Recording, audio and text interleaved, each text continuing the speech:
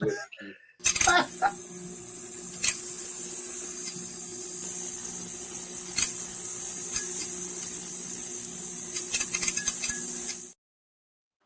Hail, hail, welcome to the HomeBhoys Live podcast. It is Friday, the 8th of May. I have, of course, Joe McKenna. It is us back. We haven't been on since the 17th of April. There's been a lot going on in Celtic universe, a lot going on with us. We had a podcast there during the week with Johnny Owen, HomeBhoys Extra. Hope you've enjoyed that. Johnny's a smashing fellow to talk to. But tonight I'm joined by the old guard, Scott McCurry. Scott Ortiz, you there? Wow. How did I end up first? Because I'm the top corner, is it? Because you were on the Spain tap and you look great, right? Yeah. That's my sweet fed out the window. I'm all right, Joe. I'm all right. I'm a bit nervous about doing this pod on weekend because. You think you're a jinx? Are you a jinx? I do. I think I'm a jinx all the time anyway. I think if I fucking say anything positive Celtic, it's going to go the opposite way. Even fucking Scales, he was saying that. He says, I don't watch him because every time I watch him, seems to go against me. And I'm like, fucking right. But I think, in essence, Joe, yes, I'm good, mate. And I thoroughly enjoyed your chat fairly the week. I thought it was brilliant. In fact, really, really good. I've always thought it would be good to come on and speak to Johnny, but see, when you just sit and listen, I kind of go, nah, it's better. You know what I mean? Talk to him well done, all yous. Talk to him all night. Liam tried to ruin it. I actually think I'm not much of a jinx, Scott, that sometimes the universe doesn't pay attention and just lets people win. I mean, the odd time. I think it's just, well, if I bet on somebody, it's fucked. Right? I have that kind of luck. So I got shamed in a chat the other week for Joe, I would say, like, let's introduce the other two guys first. Oh, sorry. I'm off on one here. Jason Higgins. There he is. Where are you? Hail. I didn't watch you. What's happening? Sorry, fucking didn't have myself. You feeling good? I'm doing all right, mate. How's the weather in Scotland, lads? It's actually a lovely wee night. I'm just on the park with the top there. And the travelling folks have arrived, so I was pumping house music, blaring it, and fucking dodging and scream if you want to go faster, Patter. So that's just over. Do you like Dags? Dags. I was waiting them all day in videos. Hey, come on, fucking rip your fucking head off. You tell fucking. I tell you, Johnny Joe. I tell you something. Oh, goodness. So they're all enjoying themselves. Hope they don't listen. I know bad you're doing it. And Marty Flynn out there, who's now made his Sir Fit. I tell you, Scott McCurry, if I fucking see you wearing that Spain top, I rip your head off and shite down your neck. The junkies bastard. Remember when we were fucking young? We were about maybe 15, 16. About 40 of us all crammed in the our house because I had a fucking video. And we were watching the bare knuckle fighting from Cross McGlen Square. Big Don Rooney against some cons. You want to fucking seen it. Absolute outright mayhem. Beating the fuck out of each other in the middle of the square. I might have been in a house with about 40 folk when we watched a different kind of video, but Soggy biscuit, yeah. Well, there you go, folks. That's a good start to the show. Childhood memories, Jufus. I'd like to say hello to Mohammed Hamid W9R. Hi. Oh, he's on, is he? Ah, good man. Hi, Mo. Hi, Mo. Tell yourself, Mo. Good man, Mo. Welcome to the party. So we've now been on since 7th of April, and since then we have had win against. It was the 16th April a couple of minutes ago, and now it's the 7th. So it's fucking things all. It was the 17th because the 19th was the Sunday we played tomorrow. 17th now. Fucking hell, it's all happening. Fuck me, it's fucking pedantic Pete. Welcome to the show. Fuck me. Yes. Liam's not even here. He's not even here. Right. Fucking his ghost is.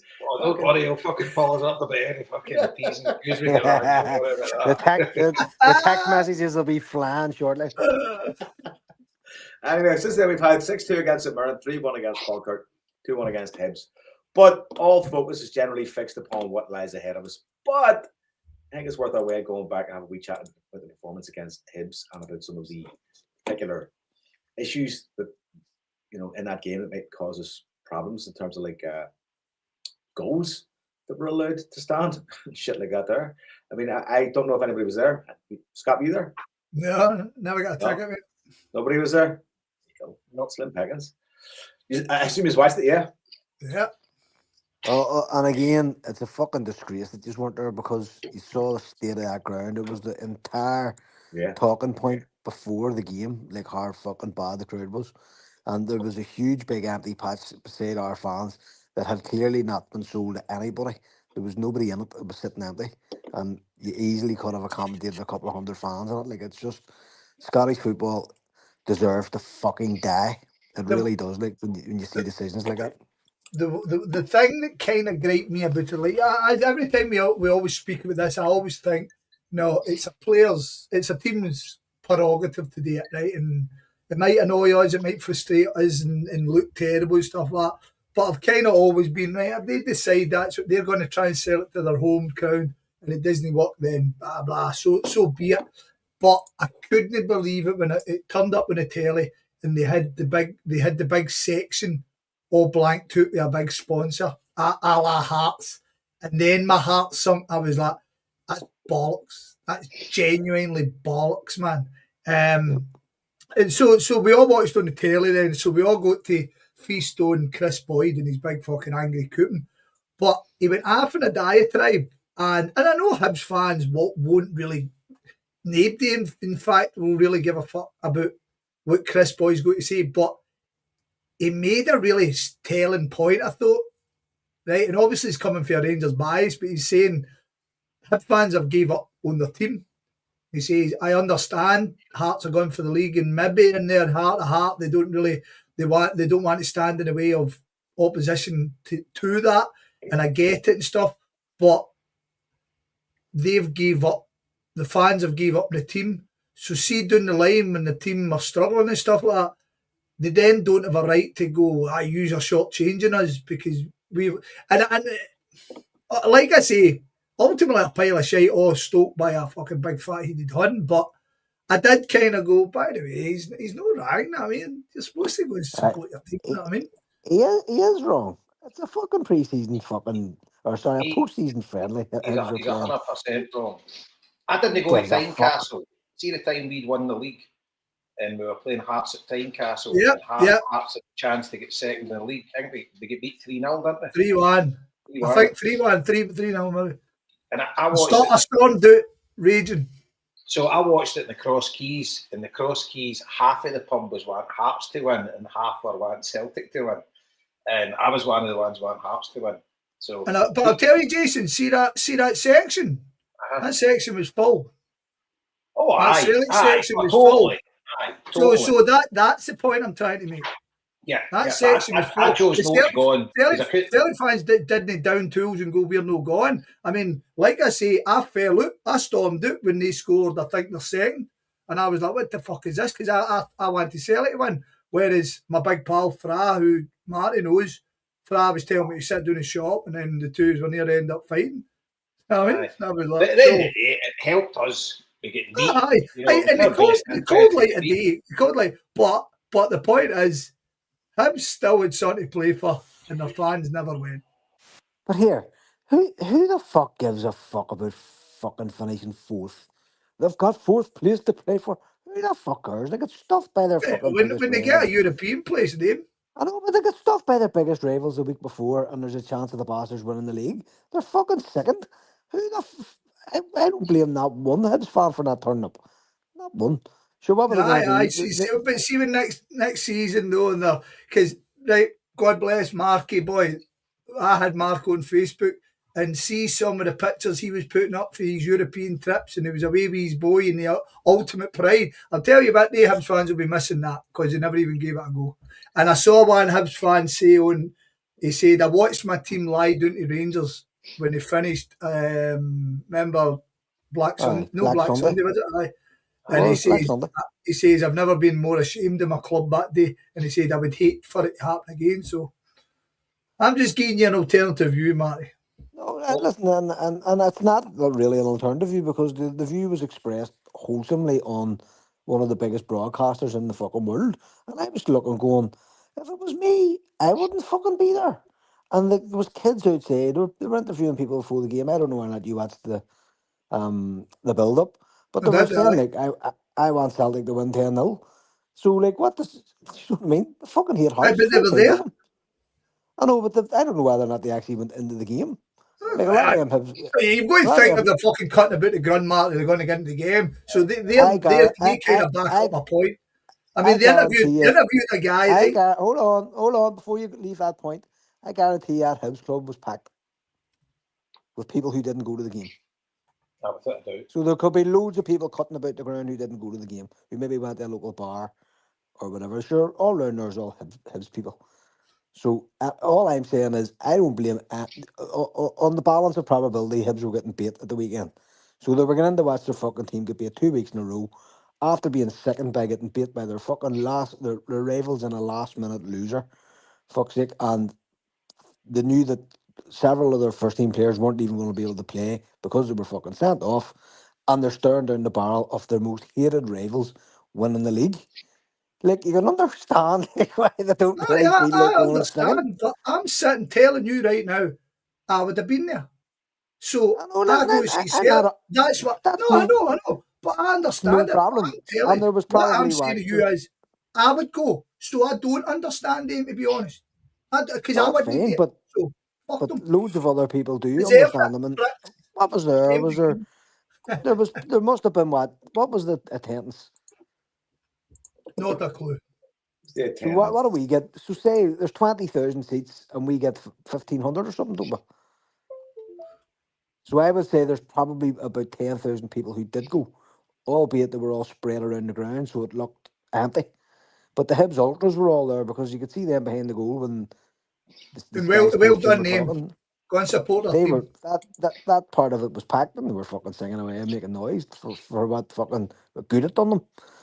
Do you know? But I don't know. I thought it was trying to drum up some fucking other reason to create controversy. That's all I could really fucking say. Again, Yeah, if this is Celtic 18 are struggling, you'd quit on them. That's all I get. Listen, all I'm saying is I can understand why they weren't there. Fair play to them if they didn't fucking go.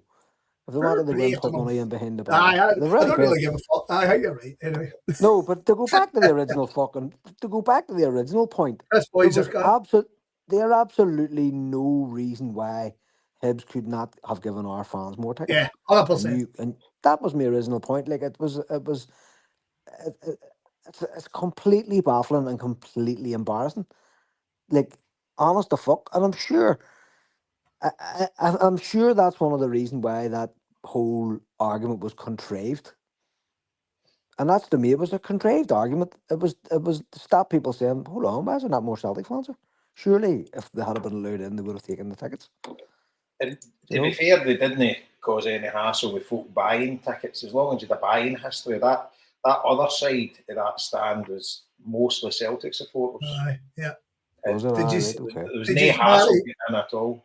Marty, you were talking about the interview with the guys outside. So I did see it. I usually never see any of that. And for some reason, I saw it and they were asking them. And they asked this fella, what do you think? And he's going, oh, well, I don't would like Hibs to we want Hibs to do it, but Hearts won the league, be a so one. And I'm going, I know that guy's face. And I just, honest to God, and it wasn't until after the game I'm looking. He goes on that Celtic TV thing now like the guys who talk after games. And he's a Celtic fan. I mean, he was Is he? I was like, fucking hell, man. 5 minutes of fame, fuck's sake. Oh, I know. He's 5 minutes of fame. He's on that bloody show every fucking 2 weeks. There's only you watches it, so but no me. Some console of a camera. Anyway, but performance, game overall. I mean, it wasn't pretty, and there was a lot going against us. Douglas Ross trying to get fucking the offside. Got that fat Tory bastard. The Newell goal, which is fucking. I listened to the Sports Sound podcast the following morning, and John Collins was like, "Well, is VAR saying that didn't touch his hand? Because if they are saying that, he's like, we all see VAR." I mean, it was just like to start off with our performance. Like, do you know what I mean? It was a typical performance that we've done all year. It wasn't you know, it was 60%, but we had enough in it to win the game, enough chances to win the game. Again, Ian Nacho's goal thought was excellent, really well taken. Takes balls to score a goal like that, really. And that, like, those decisions, the fat Tory on the line, the handball decision, the two-handed fucking shove in the box Yes. later on as Oh, well. that was ridiculous. You know, we're not getting any of those decisions between now and 2 weeks' time. Do you know what I mean? It's just, we're not going to get any of them, and as many teams as they can make sure gets them, will get them. Do you know what's appalling? It was just like the handball was like, it was nearly like a fucking juggling act. It was as if remember you used to do that wee trick when you were a kid, you took it off your shoulder and run it down your arm under your toe. It was some hard Globetrotter shit. Like, By the way, did you see his face? See when they gave the goal? Did you see Oh, his face? It was fucking one of the that was he knew really. But there hasn't really been much, maybe I've missed it, but there hasn't really been that much chatter about it this week. Like, do you know what I mean? Could you imagine if that was Rangers? As, you know, Imagine we didn't win. oh fucking hell! Like, and this is the sort of my point, isn't that when you win is the time you do it. Exactly. You know that we say, look, we've no extra ground here, we've no sour grapes. We won the game, but look at the fucking state of this. The fat cunt who tried to give our goal offside was 4 yards, maybe more, behind play when he gave it, and VAR were basically embarrassed in the fucking sorting it out because it took them fucking ages to do it. So they were obviously looking for a way of getting off with it. Do you know what I mean? The two-handed push, I don't even think was looked at all. I don't remember not one thing. I don't even remember it being a topic of discussion. No, it ended up turning into a fucking shoving match because they kicked the ball. By the way, and that was pathetic as well. That was, I mean, you can't be going up. And, I mean, the referee just done the old crappy fucking I'll book it to you. Three guys running them, and two of them had to hold him by the neck. That's no fucking right. But it's totally fucking shocking. It's funny, Joe. I mean, like, obviously you done away with football for a while as well, and the wee man's still involved. I get infuriated when we play teams in the two-hand push, because obviously we've no got refs at this at our level anyway. 7 asides, we get refs at 9 asides, and we play teams. And see if my team do it, I get a foul against my team every time and I tell them get your hands down because you just can't do it. And then I'm telling my Waynes every week can't do it, and there's fucking. There's that happening in the fucking Premier League. I know. You're right, those guys, kids football. I mean, there's lots of handsy kids, but I think that the skill there is to transcend that into, like, okay, if you want to use your hands to hold somebody off instead of pushing them away. Yeah. It really is. And then it's funny, like, I was watching in the caravan, my ma was there. She was in there pattering about, fucking about in the garden, whatever else. And she walked in, she says, what happened there? And she says, I says, they've just got a man sent off. And she went, I'll not help us. You know what? And it fucking really didn't. It really didn't. I do. I mean, I think we've talked about it before, Scott, haven't we? Sorry, mate. Sorry, Paul. No, I'm saying to you, we've talked about it before, haven't we, Scott? When a team goes down to 10 men and then all of a sudden everything gets fucking harder, and you're like, oh, is this possible? It was, but I think the timing of their goal kind of hurt us as well, because it allows them to come out with a new battle plan. They've sat and they've worked it out. They've sat in that dressing room for 15 minutes, and all the coaches, the manager, and all the top players would all, right, this is what we do here. We've done it last week. We've proved we can do it. We know what we've done. It worked last week to a point. We know this. Whereas if they go into the break, a man down and a goal down, they've then got to do something to get back into the game. Do you know what I mean? So their game plan is totally different. And I reckon Celtic could have probably picked them off. I don't say that with any fucking confidence, in fairness, but that means it. So the goal was actually stinking timing for us as well. As you guys have rightly said, I think we're all in the shop here, but I think Nacho's goal was fucking. But see, I don't know how he gets that much time. See, rewind it back a bit, right? Do you think maybe there's a bit of Jamie McGrath's like a Celtic supporter? No. Do you know? I doubt it very much. Like, just to be honest, no, I don't think so. Nah, because It just looks stupid. That wasn't that. I don't think. Sorry. Sorry to say, Jason. I fucking talk me. Crack on. Sorry. No, because there was nothing happening in the game. He was going nowhere, and it was just an absolutely stupid challenge. And there's a bit of me saying, maybe he's a Celtic fan that was. Well, But it's a Celtic fan. Why is he trying to fucking break the ankle? Fucking lost a chance. If you were a fan, you'd be afraid of injuring a player. Like, it was just a ridiculous tackle. Like, really no need for it. Like, it was way. No, and Johnson would have still had maybe 20, 30 yards to get by before he was going to be in a position to do any real damage. Like, it was just fucking stupid. And it is, like, David Gray's a very popular Hibs manager, but without fucking a shadow of a fucking doubt, it is a feature of his team that they do this sort of shit, and it's like, but from our perspective, it's more about how the fuck could we not have pressed our advantage a bit better, or, with a floating man, or I don't know, it's just, but say we talk about it on here all the time. It happens all the time. When a team goes down to 10 men, the other team seem to find it more difficult to fucking, take advantage of that.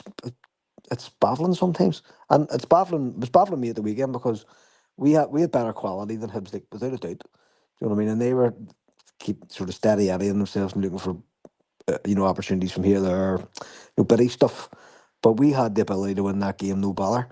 Yeah. And like, you would have had 2 goals in the goal difference if the goal had been rightly ruled out, which it would have been, So you'd have been walking away from it. Easter Road has been a really fucking strange place for us for about a decade. So you're walking away with a 2-0 win. You're going, well, that was all right. Yeah. But because they get a goal, we don't score until the subs come on. Everybody feels a bit more shitty about it, like, oh, fuck, it was probably harder than it should have been, sort of thing. And going back to kind of what I'd say is, I think we came out 1-0 after the break. Maeda was having one of the games, he was getting through, and I think that kind of stopped when they sat back, because they were sitting there, draw a man down, and they were like, the inclination wasn't there. To come back to Jason's point, Jason always makes me laugh, because remember the referee booked that tackle. So without VAR, that's just a stinking usual Scottish football challenge. I remember years ago when we signed Joe Ledley, and Joe Ledley came in, obviously he's 4 games down in England, he's come up here, and I think these first 2 games, somebody rattled him, both games. And then we went away to Hearts, and he made a challenge like that, and it was a straight red. And I always remember total sympathy for him, because I'm saying the last 2 games he's just been balloted pillar to post, and he's gave it out, and the first tackle he's done, off. You know what I mean? It was like it was a very similar challenge to that in our mind. But I mean, like I say, I hate VAR, but see some of the things that VAR should be correcting, and it has corrected for us. It's actually not been that bad in terms of stuff like that. Because that was see, when you saw it back in the replay straight away, you're like, that's a stinking challenge, man. Oh, terrible. Stinking. And as you say, Joe, you've just done it with a guy who's just come back from injury. You're like, if you're a Tim, you deserve putting the boys for that. I mean, it was. What was it malicious? I don't think so, but it was fucking wild. Oh, it's bad, aye. Wild, like, I mean, and luckily they were kind of moving at pace, so his foot wasn't going to kind of get caught in the grass at any point. But fuck me, yeah, it was rough. But I mean, you mentioned Maeda there. It was one of those days he was getting through. His fucking see his finishing 1-on-1 with the keeper, Scott. Like, I mean, it's fucking. Yeah. Jesus Christ. Well, Jason, what's your thinking on Maeda now? I mean, we were all kind of together last year saying it would be a disaster if he left us. You know what I mean? And now you're at the point you'll get half a halfpenny for him in the summer because he's only got a year left and he wants to go.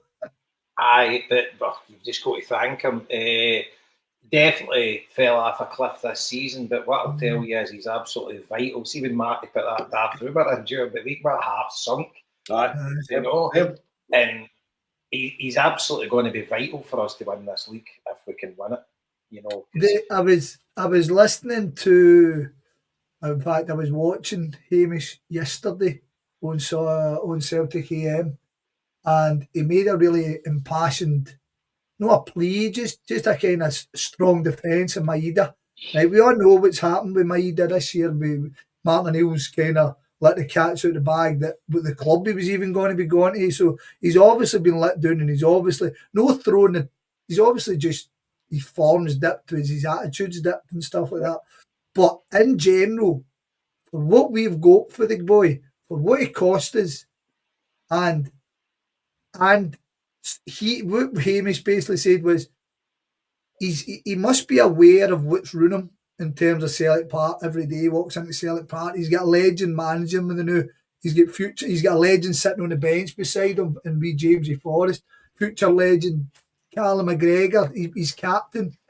And if Dyson manages to be the guy, maybe he scores a winner this week. He scores 2 against Hearts, and this great fantasy that's living in my head, and we get over the line, he'll walk out the door like a Celtic great. You know? Yes. See, his face will be up beside them that many years to come. I mean, right, we all going a bit, right, talking about to the Far East, Nakamura is the one that jumped out to everybody. The guy was an absolute genius. But to me, Maeda's been the best, without a doubt. Maeda's been I think it was Andy Halliday on that open goal or something. He says he's basically a fucking cheat code in FIFA. Right? That's what he said he was. He says the guy's a cheat code. I mean, it's just incredible. I've never seen a player like him in my life ever, and I don't think I'll ever see another one like him. He's not a great player. Everybody knows that. But see his energy and his work ethic and just his speed.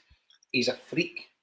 I mean, see the stats on like what like the difference between when he's not playing to when he is playing in terms of like, you know, work rate.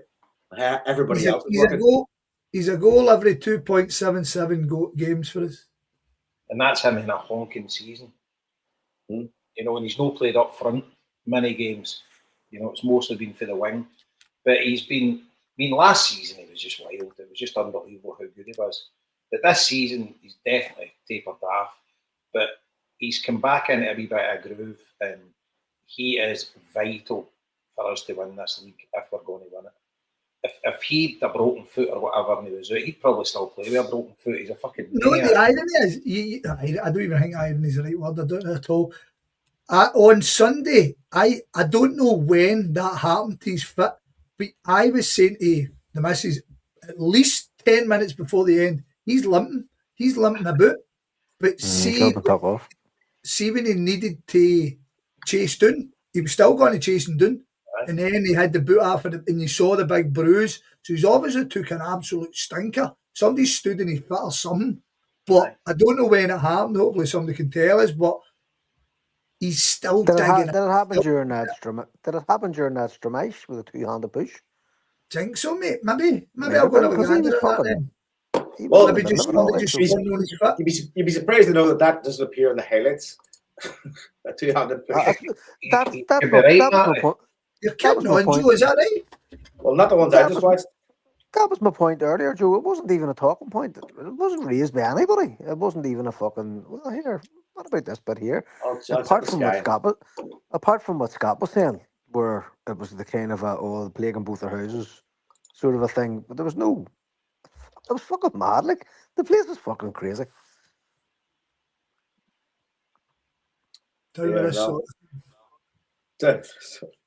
I mean, it's great to get the 3 points, but are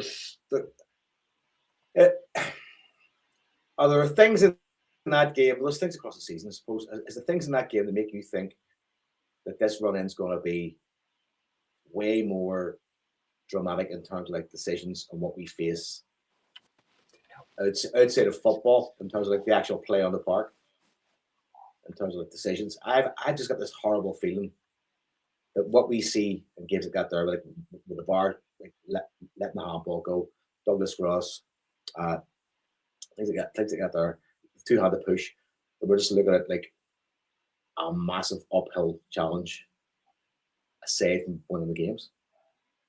I think it's uphill enough with just doing it on the park, but I added that into it. So imagine VAR wasn't here. Huh? You're fucked. Aye, at least you get the offsides and stuff like that. But aye, that was criminal what happened up there on Sunday. They two decisions. I mean, that's done us out of 2 goals, 1 goal against, and then a penalty. It's mad. Some of the things, like I say, because the VAR, when it screws you, it generally does properly screw you. I mean, you think that time at Easter Road with the ball went out. Remember? I mean, remember that one? You're like, I know. But yeah, I mean, the thing is, we say for instance, we were to go 3-0 up and they're down to 10 men, you could score another couple. Yeah. You know, they've chucked it. But even you go to 3 goals, that's it, down to 2 goals. Yeah, difference. And that's nothing, because that's you only beating them by a goal, because we've scored more goals. So if we can get it down to 2 goals, a difference, it doesn't matter, it just means you need to win.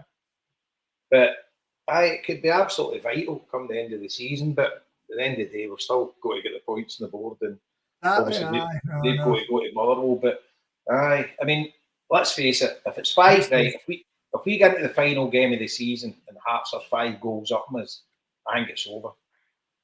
I don't think we're beating them with 3 goals. I know we could. I know it's possible with the crowd. They could bottle it, etc. But I just don't see it happening. We've been waiting for Celtic to click all season, and they really aren't going to click.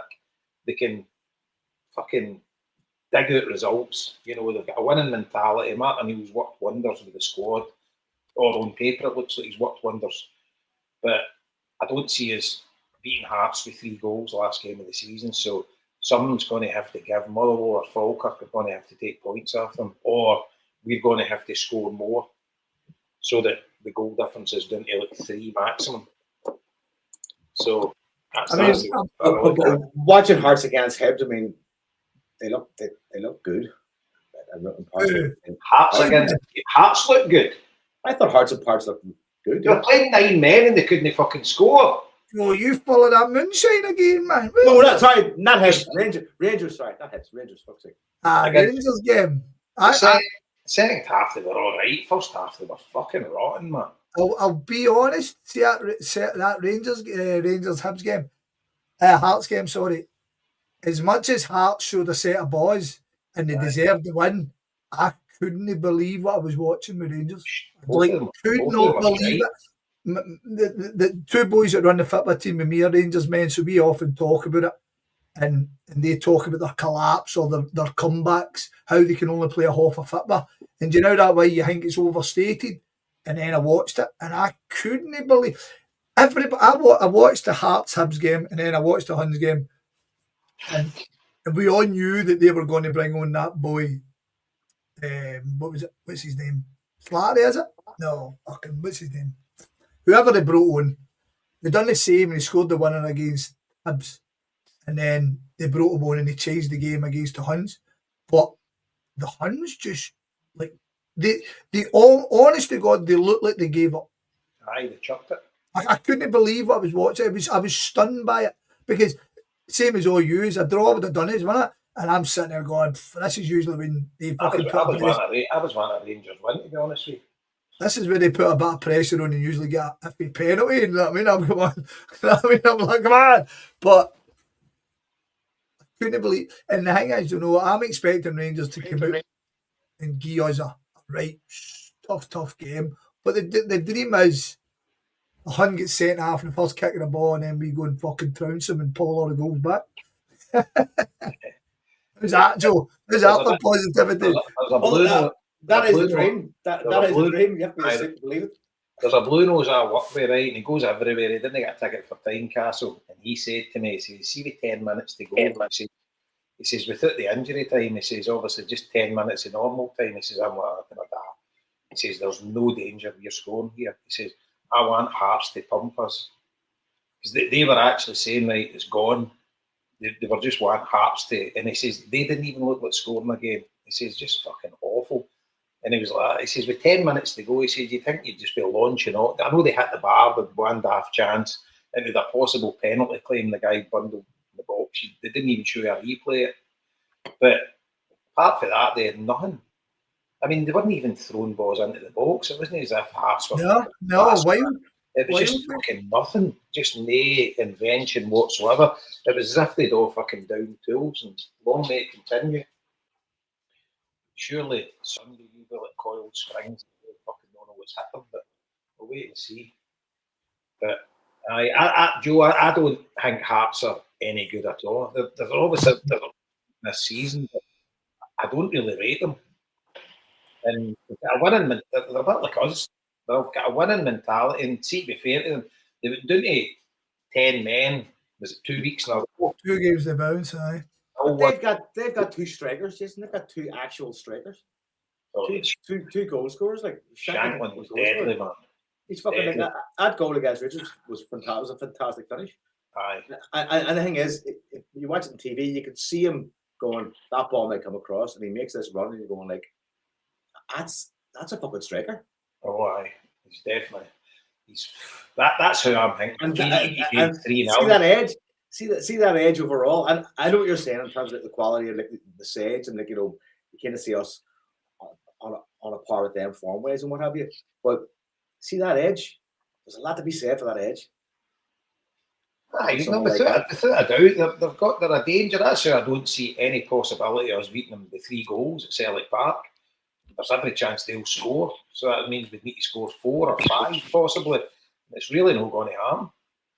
But they just need to hope the mighty well can take some off them tomorrow night. Or by the way, Falkirk at home's not going to be an easy game for them either, because that full stadium with expectation, and you seen when the camera was panning to the crowd, they're absolutely shiting themselves. You know, this is first in a lifetime for the majority of that stadium if they were to win the league. You know, and it's when they're even talking about it now, you can tell their fucking bottles are crashing now.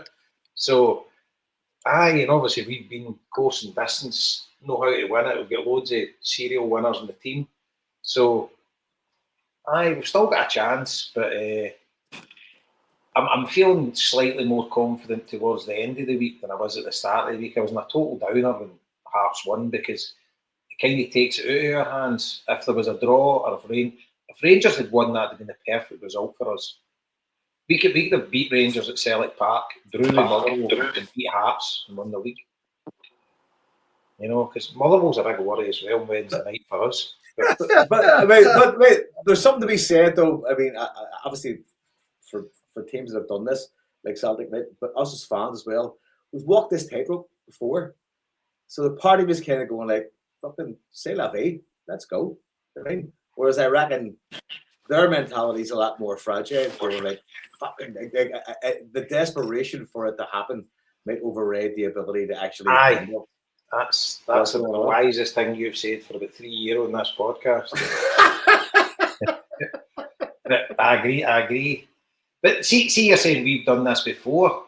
Think about it, right? I think in my lifetime, my lifetime going to Celtic games, it's only really been 4 times. Love Street, then Martin O'Neill stopped the 10 in a row, then Helicopter Sunday, which we lost. Martin O'Neill?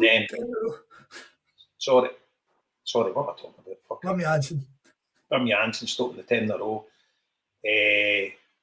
Then Martin O'Neill when we lost the Helicopter Sunday, and then Tannadice with Tommy Burns, the blessed Tommy Burns, when he passed away. And what about fucking Seville? Oh, the Seville season we blew it then as well. Aye, that. Martin O'Neill won three leagues in the 2 that he didn't. Is that right? 2 that he didn't. We lost in the last day. Aye. Oh dear. I know. That's a good point. Sweet Jesus. Aye. I'll fling that into these guys. Yeah. Fuck me. I don't need that kind of juju in my mix. Fuck. Even Mohammed's fucking bailed on us after that shit. Aye. Bloody hell. A good point, Scott. But obviously, he's back to turn that tide around, Scott. This is the mentality we need to have. That's exactly, mate. Exactly. The twice it's been against Rangers, it's not been against Hearts, so different dynamic. Well, let's get beat by other Huns. Aye. Fuck up, Joe. I know, Marty. I told you the stress. I have to expunge the stress. You have to get it out of you. Did you see the video of the Hearts fans shouting at the Rangers fans leaving the ground? Boys, bastards! I was like, huh? What timeline's this? Aye. There we go. I'm trying this one, guys. You're drinking. Aldi special. Aldi Cerveza. Aldi special Mexican lager with lime. Aye, is it good? Don't know. Just about to open the first one, mate. Go. It's a 4%, which Oh, fuck. for me getting old is great because you can drink more than fucking 10. I was drinking that, and where was it? Italy in the summer. Where was it? No, it was there in Lanzarote in January. See that? It's like a lemon beer. The one they sell in Spain. I can drink it because I don't really like beer anymore. And so I was drinking that. Stuff. It's 2%. After about 4 cans. That one. It tastes good in that.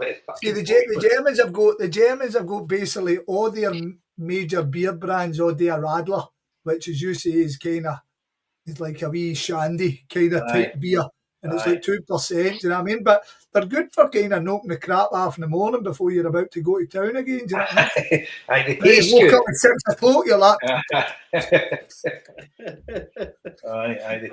a bit too early for a 5.5 fucking fridges. Bit of fridges. They definitely taste good. But so it's just fucking it's counting it and I tell you where I'm going tomorrow night, boys. There you go. You did, me and Linda. Linda's got me. Ellie get 2 comps. And I'm like, fuck, I was gonna fucking ask if you were going to Celtics crowds again, like the Barcelona game. The fuck match, that was a Salvation game. Salvation game. So me and Linda, she says, we'll go down to the King Lud and get a couple of pints and then just walk down. But I'm telling you, I'm expecting absolute carnage down there because Motherwell only don't sell home end tickets to anybody unless they've got a buy-in history for Celtic and Rangers games. Every other team, MD can just walk up and buy a ticket, and they've closed it for this because they must have been getting inundated. When you think about it, right, they've not won the league since the 60s, right? How many of them will be doing without a ticket tomorrow night trying to get in? Yeah, fair point. Oh, there'll be thousands of them. So could be a wee event for night. 8 o'clock at night, you're thinking every one of them will be fucking well oiled, you know? Oh, sorry. So I never thought about that. The kick-off time's 8 o'clock. Holy fuck. Right. Jason, I hope their 8 o'clock trip to Fir Park's as good as your last one. Fuck. I fucking brutal. I left the court now to go, just walked up the road. Half time I went to the tavern. Absolute shite. That was a schooling. A lot to answer for. And by the way, here's a thing as well, right? Did you hear that Jens Bertalascu get interviewed? Oh, love it. By the way, there's a right bit of needle between them and Hearts. No, that's what I was saying on our chat the other day. Apparently, after the last game against Hearts, the Hearts players were fucking right in their faces, saying, fuck you, fucking best footballing team in fucking Scotland, my balls and all this stuff. So that's great. Yeah, that's fucking absolutely great because what you want to see from the word go tomorrow is boots flying left, right and fucking centre. You want there to be that edge about it. And another point, it was one of the other podcasts I was listening to made this point. There's probably more Celtic fans in the Motherwell squad than there is in the Celtic squad. There's other podcasts? Aye. So what the fuck? Somebody said it the other day. Celtic Underground. Celtic Underground. McGinn, Welsh, O'Donnell.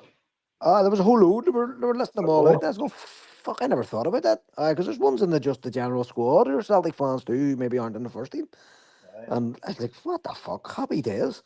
Do you know? So as long as they fucking keep it tight, there's always a chance that wee guy Masmanisi can always score. Do you know? And just a player.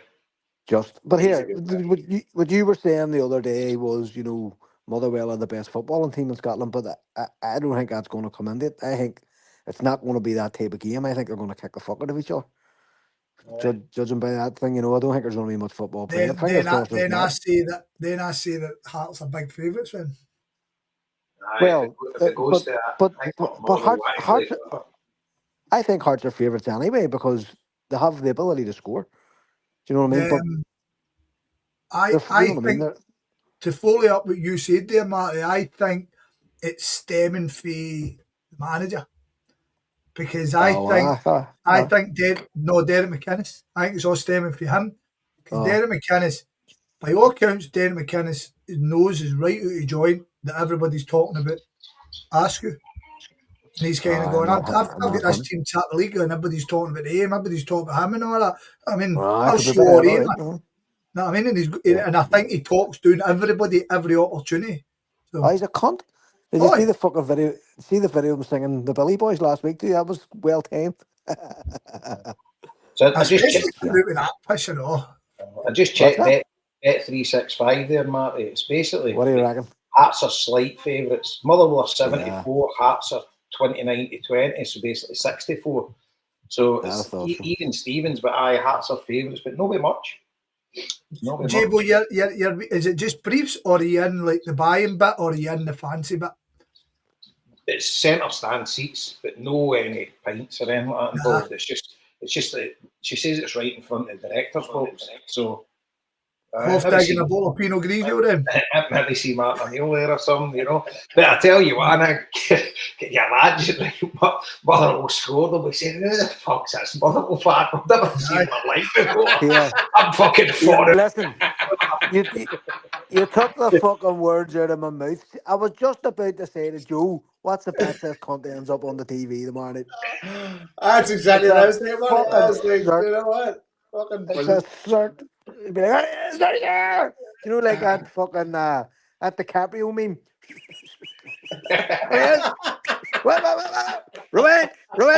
Rewind. Take a photo of TV.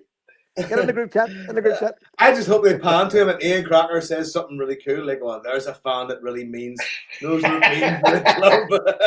Listen, I'm not joking, right? I wouldn't be one bit fucking surprised if the fucking camera pans in and Linda's sitting there and Jason's sitting there and in the middle is Toffee in a fucking middle.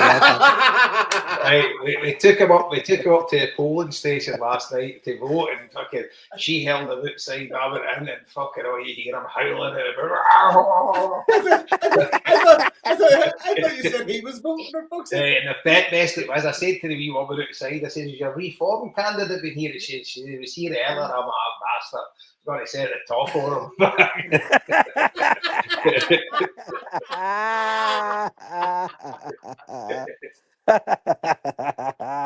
Fucking hearing he's a better fucking singer than Derek McInnes too, the cunt. Oh goodness. Oh jeez. Aye, fucking hell. But it's you know what, it's one of the, I mean, obviously you're talking about going to the game as a neutral. I'm fucking far from a neutral, right? I don't really care about Motherwell either, but tomorrow night, Matthew, I'll be the fucking biggest fan you've ever met in your life. Oh Jesus. But just hang the pressure. I'm under pressure to even think about going to it. That'd be great. Fuck's sake. It's good too that I know, like, we all wish you were fucking 10 points clear, but it's good to have consequential games at this end of the season too, where you're actually fucking interested in them as well. Things are happening, and it's good if it all ends well. You know, it's fucking. Well, that's it. Do you know what I mean? But listen, they could do. I say Hearts are slate favourites, as you say, and Motherwell are home. Fucking anything could happen. Anything could happen. Hearts away form's been pish. You know, I know, and as you were saying earlier on, even their home form, they're not playing well at all. They're getting you know, they're getting late goals and things like that, and like anything could happen. It really could. It could. So I'm looking forward to watching it. Actually, I might go to a caravan again. Can you imagine, right? Fucking best case scenario, Motherwell win, right? We beat that mob on Sunday, and then you're at Fir Park Wednesday night, and the scores come through that Fall Cup's beating them. Oh, fucking hell. Be like Love Street. I know. what would that scenario be then? So see fuck. No idea. No idea. Lose their 2 games and we were to win our 2 games. That means we get into the last game of the season with better goal difference than they need to beat us by X amount of goals to win the league, wouldn't it? I think you're right. Scott. Say that again, mate. Sorry, I was looking at something there. So we win our 2 games, Motherwell and Rangers, and they'll lose their 2 games, Motherwell and Falkirk. That means last game of the season they'd need to come to Celtic Park and beat us with a few goals, wouldn't they? Yeah. Because it would switch. I mean, so what is the goal difference now? 5 now. 5. So at least be 2 each game. We'd need to win by a goal. They'd need to lose by a goal. So it would take a 2 switch. So it would be, well, that's what I'm saying. I mean, like, so if there's 5, right? So they lose 1-0 both games. We won 1-0 both games. So we're still technically up. But so they just need to beat us last game and they've won the league. No, because we'd be 3 in front. They'd beat us to win the league, aye. So at the end of the day, we can't. At the best, we can take it to the final game of the season. We can't win the league. Just go and keep going, man. Aye, that's it. Just go and keep. So here's the thing, right? Let's go on to Celtic, talking about our squad, right? Sinasalo has made a massive difference. And you think to yourself how sickening it is that we played fucking 3 months of the season with an injured goalie minimum with one arm. I think it's longer than that, Jason. He's been injured from last year. So forget the Nancy carry on, right? If you're a fucking decent goalie there, maybe Nancy'd still be the fucking manager. But so you've got that, right? And now you've got Alistair Johnson back, which what a difference that is. Right? We've got him back. Big player. Tierney. I think Tierney's coming onto a game. And Tierney is a massive goal threat for us. You know? And so you have 2 fullbacks. You can't really ask for better. Centre half, Scales is still getting grief for folk, but he's Mr. Reliable. He's there all the time, makes the odd mistake, but in general terms, he's decent. But our midfield, you say, what the fuck's Rio Hatate done to be dropped out of that team? But obviously, Anils and Maloney and fucking Fozzie are seeing him every day in training. But Engels coming back, I know everybody's no his best fan, but he definitely brings a good bit of energy and takes the strain away from McGregor. And then it's the Phantom Negrin. You're like, what the fuck's going on there? But up front is just a massive worry because Maeda is coming on to a game now. That's what you're needing. And if you get him on a game, but your Tuneke, fucking hell, he's so frustrating. Yang, frustrating as well. 2 of them average at best. So, see, like, going forward, like Negrin's, he's not scored money lately, but he is a threat. But you just don't know where the goals are going to come from. You know, Jamesy Forrest when he comes on. But you're in the actual, this was the point I was getting to. He seems to be more unfit now than he was when we signed him. He's blown out his arse after 15 minutes. There's no doubt the boy's class. You know, see the turns, the hold-up play can do. He's fucking deadly. It does remind me of Ricky Edward. That's the thing, Jason. See, no matter how fit or fucking unfit he is, I would stand him outside the box and just boot balls at him the whole match. Because he has that touch, the fucking turn. He has. He can see holes where other fucking players can't. And one of our problems, again, as I was saying earlier on, is we're not scoring early enough and we're not scoring often enough. So if we went 2 or 3 goals up within 20 fucking minutes, everybody can kind of fucking chill out. Do you know what I mean? And he's our only semi-final proved you right, Marty. Well, do you know what I mean? It's like fucking we're just so short on we're just so short on options. But do you know what I mean? It's like fucking you have to play him. I mean, you were saying he's unfit, but we're not playing him. And you're going, well, how the fuck's he going to get fit? I would play my team Sunday 100%. I would play my eat up. But if you're playing Negrin, right, so it's a kind of self-fulfilling prophecy. If you're playing Negrin in the team, you can't play in an actual. Even though when the first time I saw them playing together, I thought they looked great together. Was Red Star. That's what I was going to say. Really good. I think Negrin's running out of steam. He seems to be falling off a fucking cliff. You know, whereas he wasn't playing great during the season, but he was popping up with goals left, right, and centre. And now he just looks as if he's sort of fucking running. His batteries have run out. You know, and we could really be fucking doing with him. But the thing is, the 4 of us are sitting here and we've been through this before. We've been through Martin O'Neill. We've been through Martin O'Neill refusing to bring other guys in, using the squad he's got to the last extreme, never freshen things up. When all the young guys were all choking to come in the team, he just stuck by what he knew, and it ultimately kind of bit him on the arse, didn't it? That we ended up, it finished how it finished. And now we're kind of seeing the same thing. The new Martin O'Neill was just he's going to the guys who he reckons he can trust, and that's what it comes down with Hatate. He said something recently, and I can't mind what it was, but he basically reiterated what Brendan Rodgers said about Hatate. Was I don't think anybody's got the answer why Hatate's not consistent. I don't think anybody. I think they've all tried everything, and he's just an up and down player, and that's how he's playing in Scotland at the ages. To be honest, I mean, like, we all know the heights he can get. Everyone has spoken about the heights he can get, but his lows are the most frustrating lows gone. And I don't think Engels has even hit the lows that he's hit. And I know Engels is another guy who a divisive character as well. So I think we're at the stage now where Martin O'Neill's got the guys he's trusting, and I think Nygren's a starter. So if Nygren's a starter, I don't think you can start Iheanacho, because then you're basically starting with two guys that aren't going to give you that 150% drive, are they? That's just my thoughts on it. Might be a lot of shit. I would consider the strategy now. Put Maeda in there, let him run the fuck out of the back line. Put Iheanacho on, who has the ability to kind of stay calm in those 1 second moments when a decision needs to be made, and stick the ball away.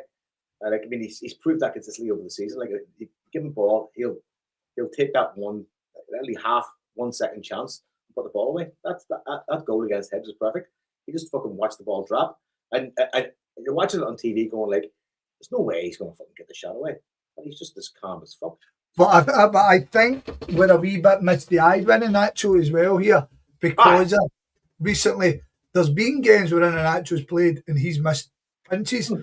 As I know Iheanacho's a striker, Iheanacho's a 3, 4, 5 and 1 striker. Know what I mean? He's no a 2 and 1 striker. He's no like fucking Daisy Maeda for last season. So what you're saying, my point was, it's just because we're so fucking stuck for striking absence. No, I do appreciate that, mate. Yeah, I do appreciate it. You can't. I just don't think you can start him, Marty, because I don't think so. You're 100% hooking him at half time, and say you're 1 goal down at half time. You're taking him off. You're fucked. You know, I think see with Maeda as well. Fucking, he gets goals out of nothing. The amount of time defenders he chases them down and the ball bounces at you, say, is the boy fucking daft? If he's anywhere near you, just kick it out of the park. You know, just get fucking rid of it. But they say he's a cheat code. But and I think he's got his mojo about him. See, I think he's obviously wanting to finish the season in a massive high. I agree with that. He's definitely all in here. So, back to Scott's point at the start of the pod. At the end of the season, mate, you just fucking say him, thanks a million, give him a big cuddle and let him go where he wants for however much it is. It doesn't really matter. Obviously, Celtic won't do that. But Celtic will try to give him a contract. I know. Fucking less money. You scored less goals. We can't sell you. But I know.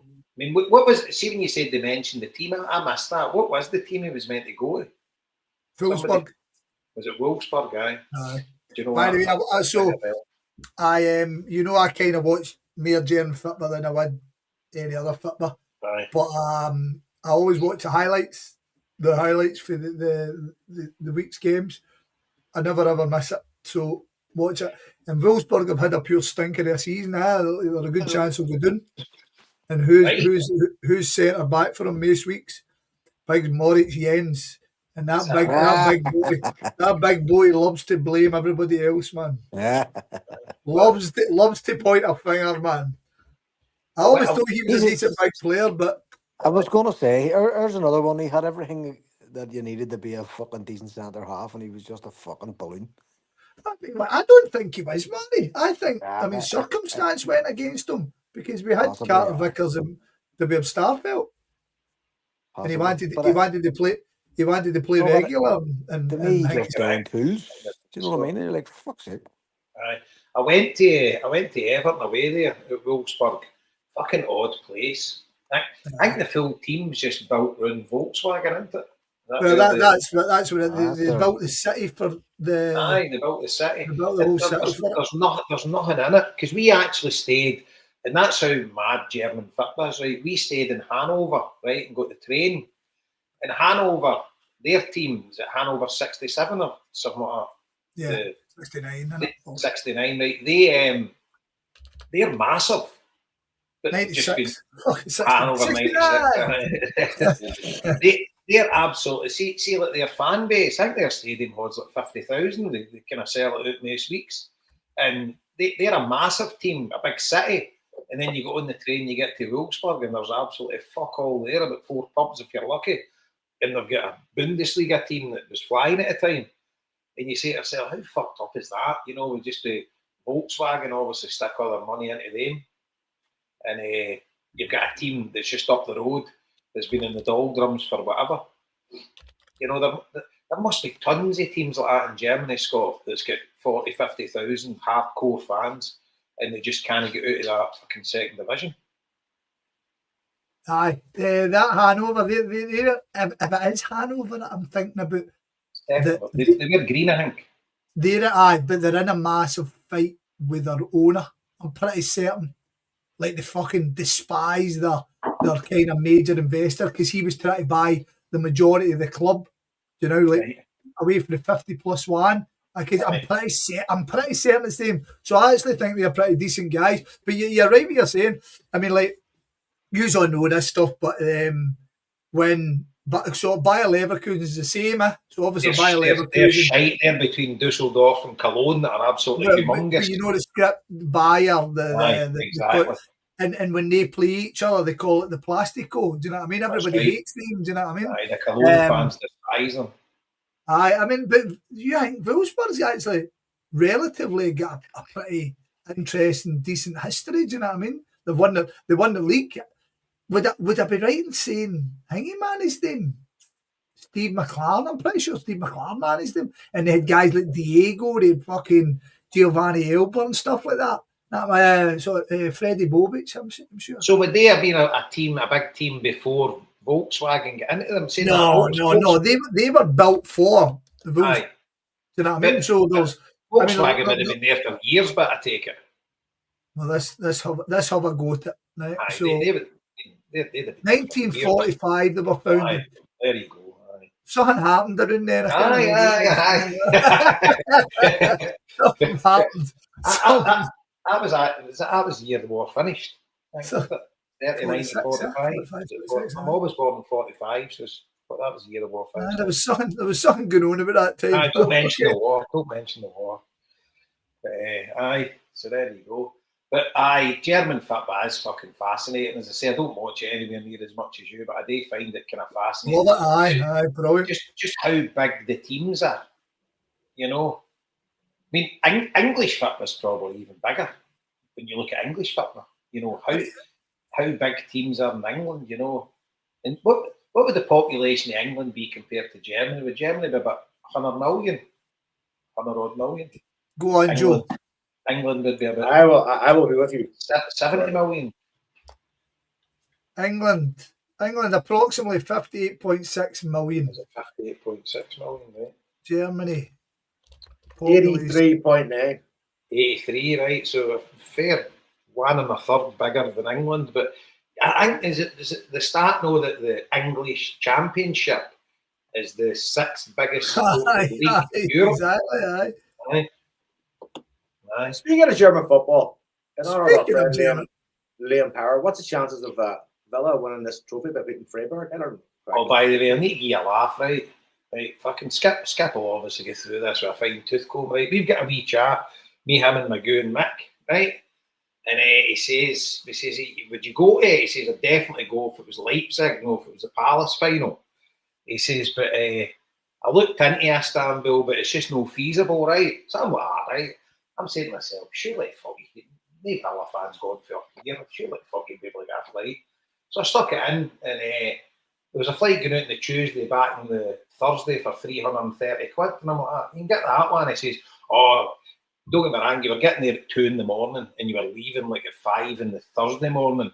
So you have no much time, right? So if you were just going solely for the game, it would have done.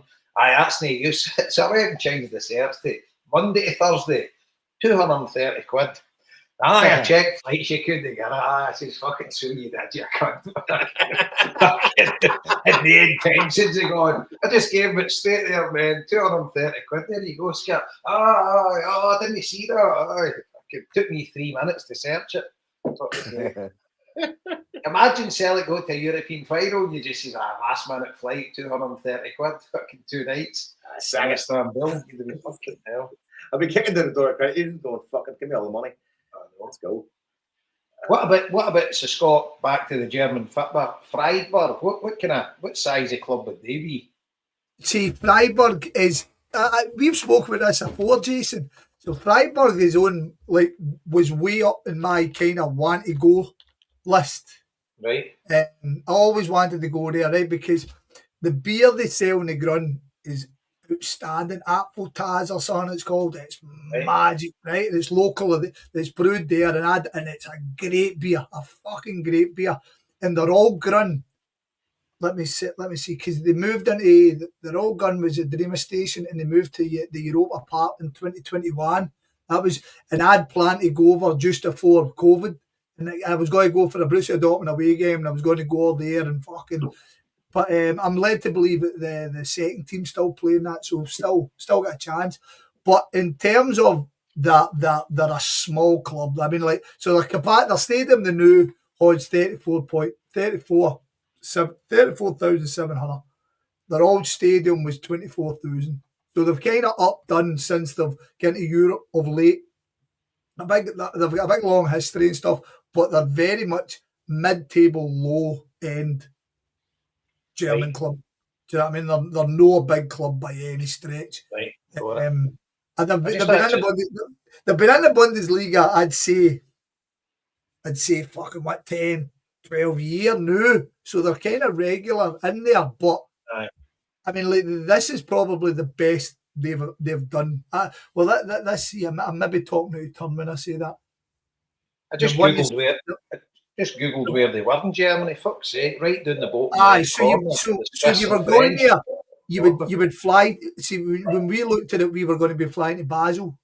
Aye. You were flying to Basel, and then the train takes you straight up there and straight back. So it was all. But the biggest honour they've won is the Zweite Liga, the second Bundesliga, is the biggest title they've won. They've never won. They were runners up in the Pokal 2021-22. So they're very much a wee team. Do you know what I mean? Aye. But very much a traditional club again. Do you know what I mean? Now, like one of the ones every cunt's got a bit of respect for. Right. So, right, okay. But I can see Aston Villa battering them a bit. They will take some numbers out there as well, won't they? They will. You would hope so. But German teams fucking without a doubt. They travelled, didn't they? Aye, big time. But I can see Crystal Palace cantering it. I can see Aston Villa cantering it. And just hopefully Paris does the fucking job again. Do you know what I mean? Aye. But the thing, it's an interesting man, the Crystal Palace one, because fucking delighted for Rio Vallecano. Brilliant for them, man. There. The thing is, how do you guys feel about it? I mean, Marty, you've often said to me you don't like football, you're a Celtic fan. Obviously, the English teams all doing so well in Europe, it stinks because the amount of money they've got in comparison to the teams they're up against. But Crystal Palace, before last season, maybe the season before, hadn't won anything in their history. And now they've won the FA Cup and they're about to, I think they'll win the fucking conference. And if you know what I mean, I suppose, see on the flip side, that's fucking magic as well, isn't it? I see for their fans, forget all that. They can't dictate the English money that's in the game, right? See for their fans, you've got to be happy for them, you know. You're laughing, and they seem kind of decent sorts anyway. You know, I went to see Everton play there. Seen Everton play them at Goodison a couple of times, but I went to Selhurst Park years ago. That was the one where Duncan Ferguson and Ian Gerrard were on loan. I remember that. And I was doing it at the corner flag, and Gerrard came to take a corner. I'm like, oh, you kebab-faced bastard. He looked round, he's like, what the my fans fucking shouting at me.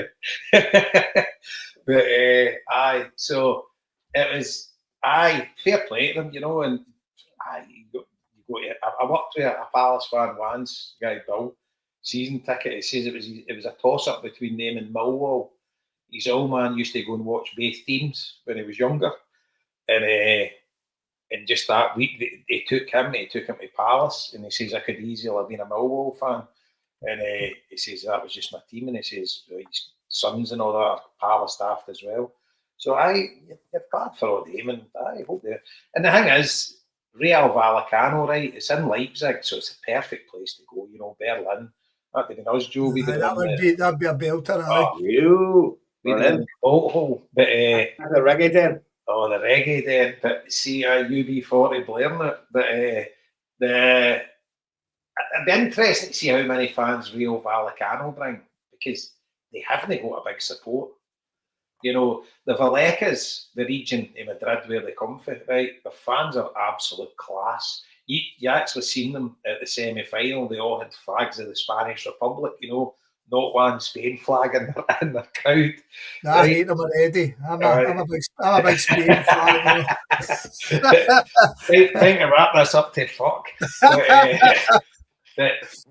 So, like, they haven't got a big fan base, right? So the stadium holds 14,708. I went there with Athletic, right? They sell it out all the time, right?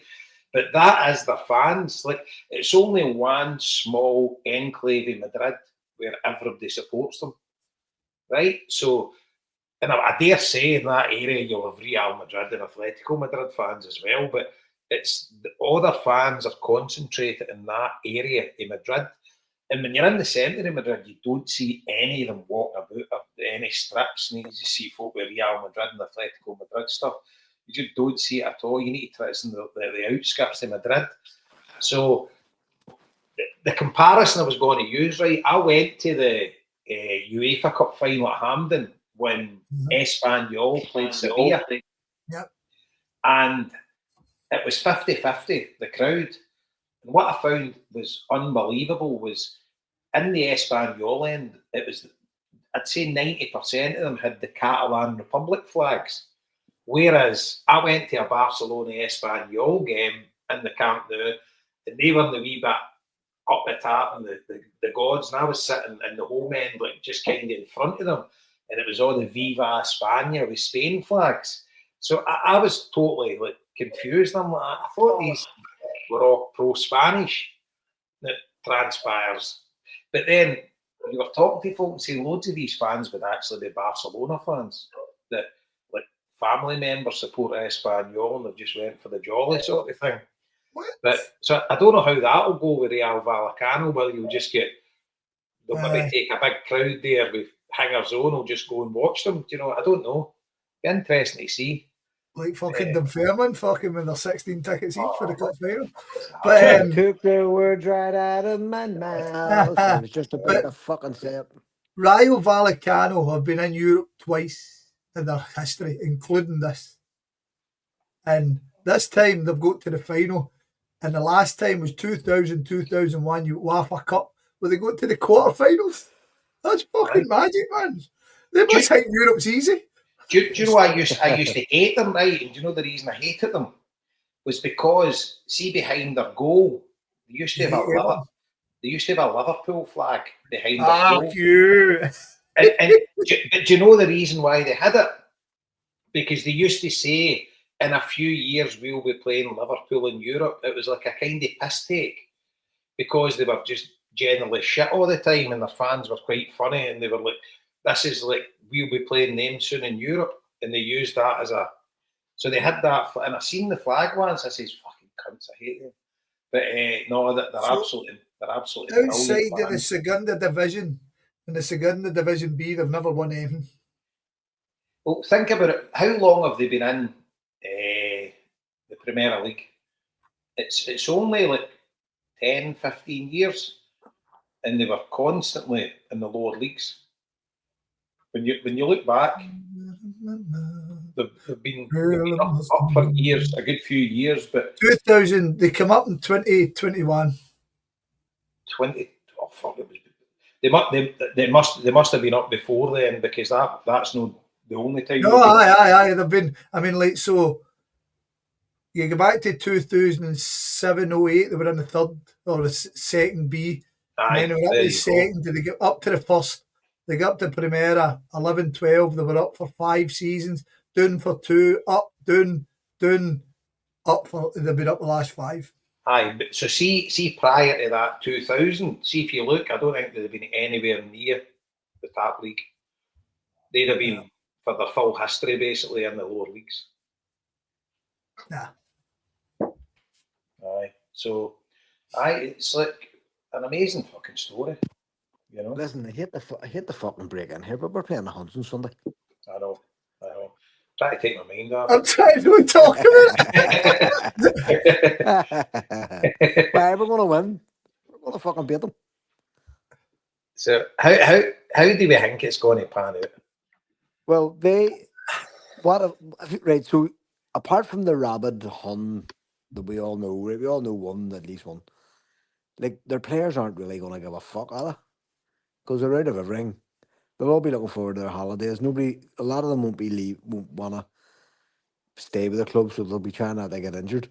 This is what the way I'm thinking. Now, what they could do is come out and try and bloody noses, which is fair enough. But, like, looking at them last week, they were fucking terrible.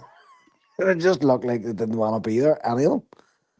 Fucking any of them, like. And as I say, like, the Huns I know are just fucking beyond miserable. Do you know what I mean? They're just going, these are just fucking bastards, like. And they're being given all the help they can get with officials and with fucking whatever else, and it still didn't work. And Danny Rowe has been actually fucking seen that link with Wolfsburg today. Is that Danny Rowe? And I'm just talking about him fucking getting relegated. See what I mean? So he's actually being their own fucking managers being linked with moves away from them. So we should be getting motivated to the fucking top degree, and they should be like Hearts in '86 playing against the fucking Fergie's Aberdeen team in the cup final. No, I mean, you should be just commiserating the cunts when they come out. Oh, lads, hard lanes, great season. Fuck's sake. Do you know what I mean? So, like, these games are always tight, but again, we're at home, big fat crowd. We should have the fucking ability to take these on and fucking beat them, even if it's only 1-0. I know, but what you said there, we should. This tattoo. No, listen, we should. This is it. We haven't been playing well, but look, it wasn't that long ago. Me and Jason were sitting beside each other at the Motherwell game, 6 weeks ago? And the crowd was great. There was no Green Brigade, but everybody was kind of up for it. But that was the one match that everybody was saying we really need to win this game. You know, so again, on Sunday, I don't think anybody's going to need any motivation in the stands. So there should be a good atmosphere. The Green Brigade are back. The boys are getting ready to fucking move. So they'll be, I'm assuming, like, leaving a lasting impression before they get shifted.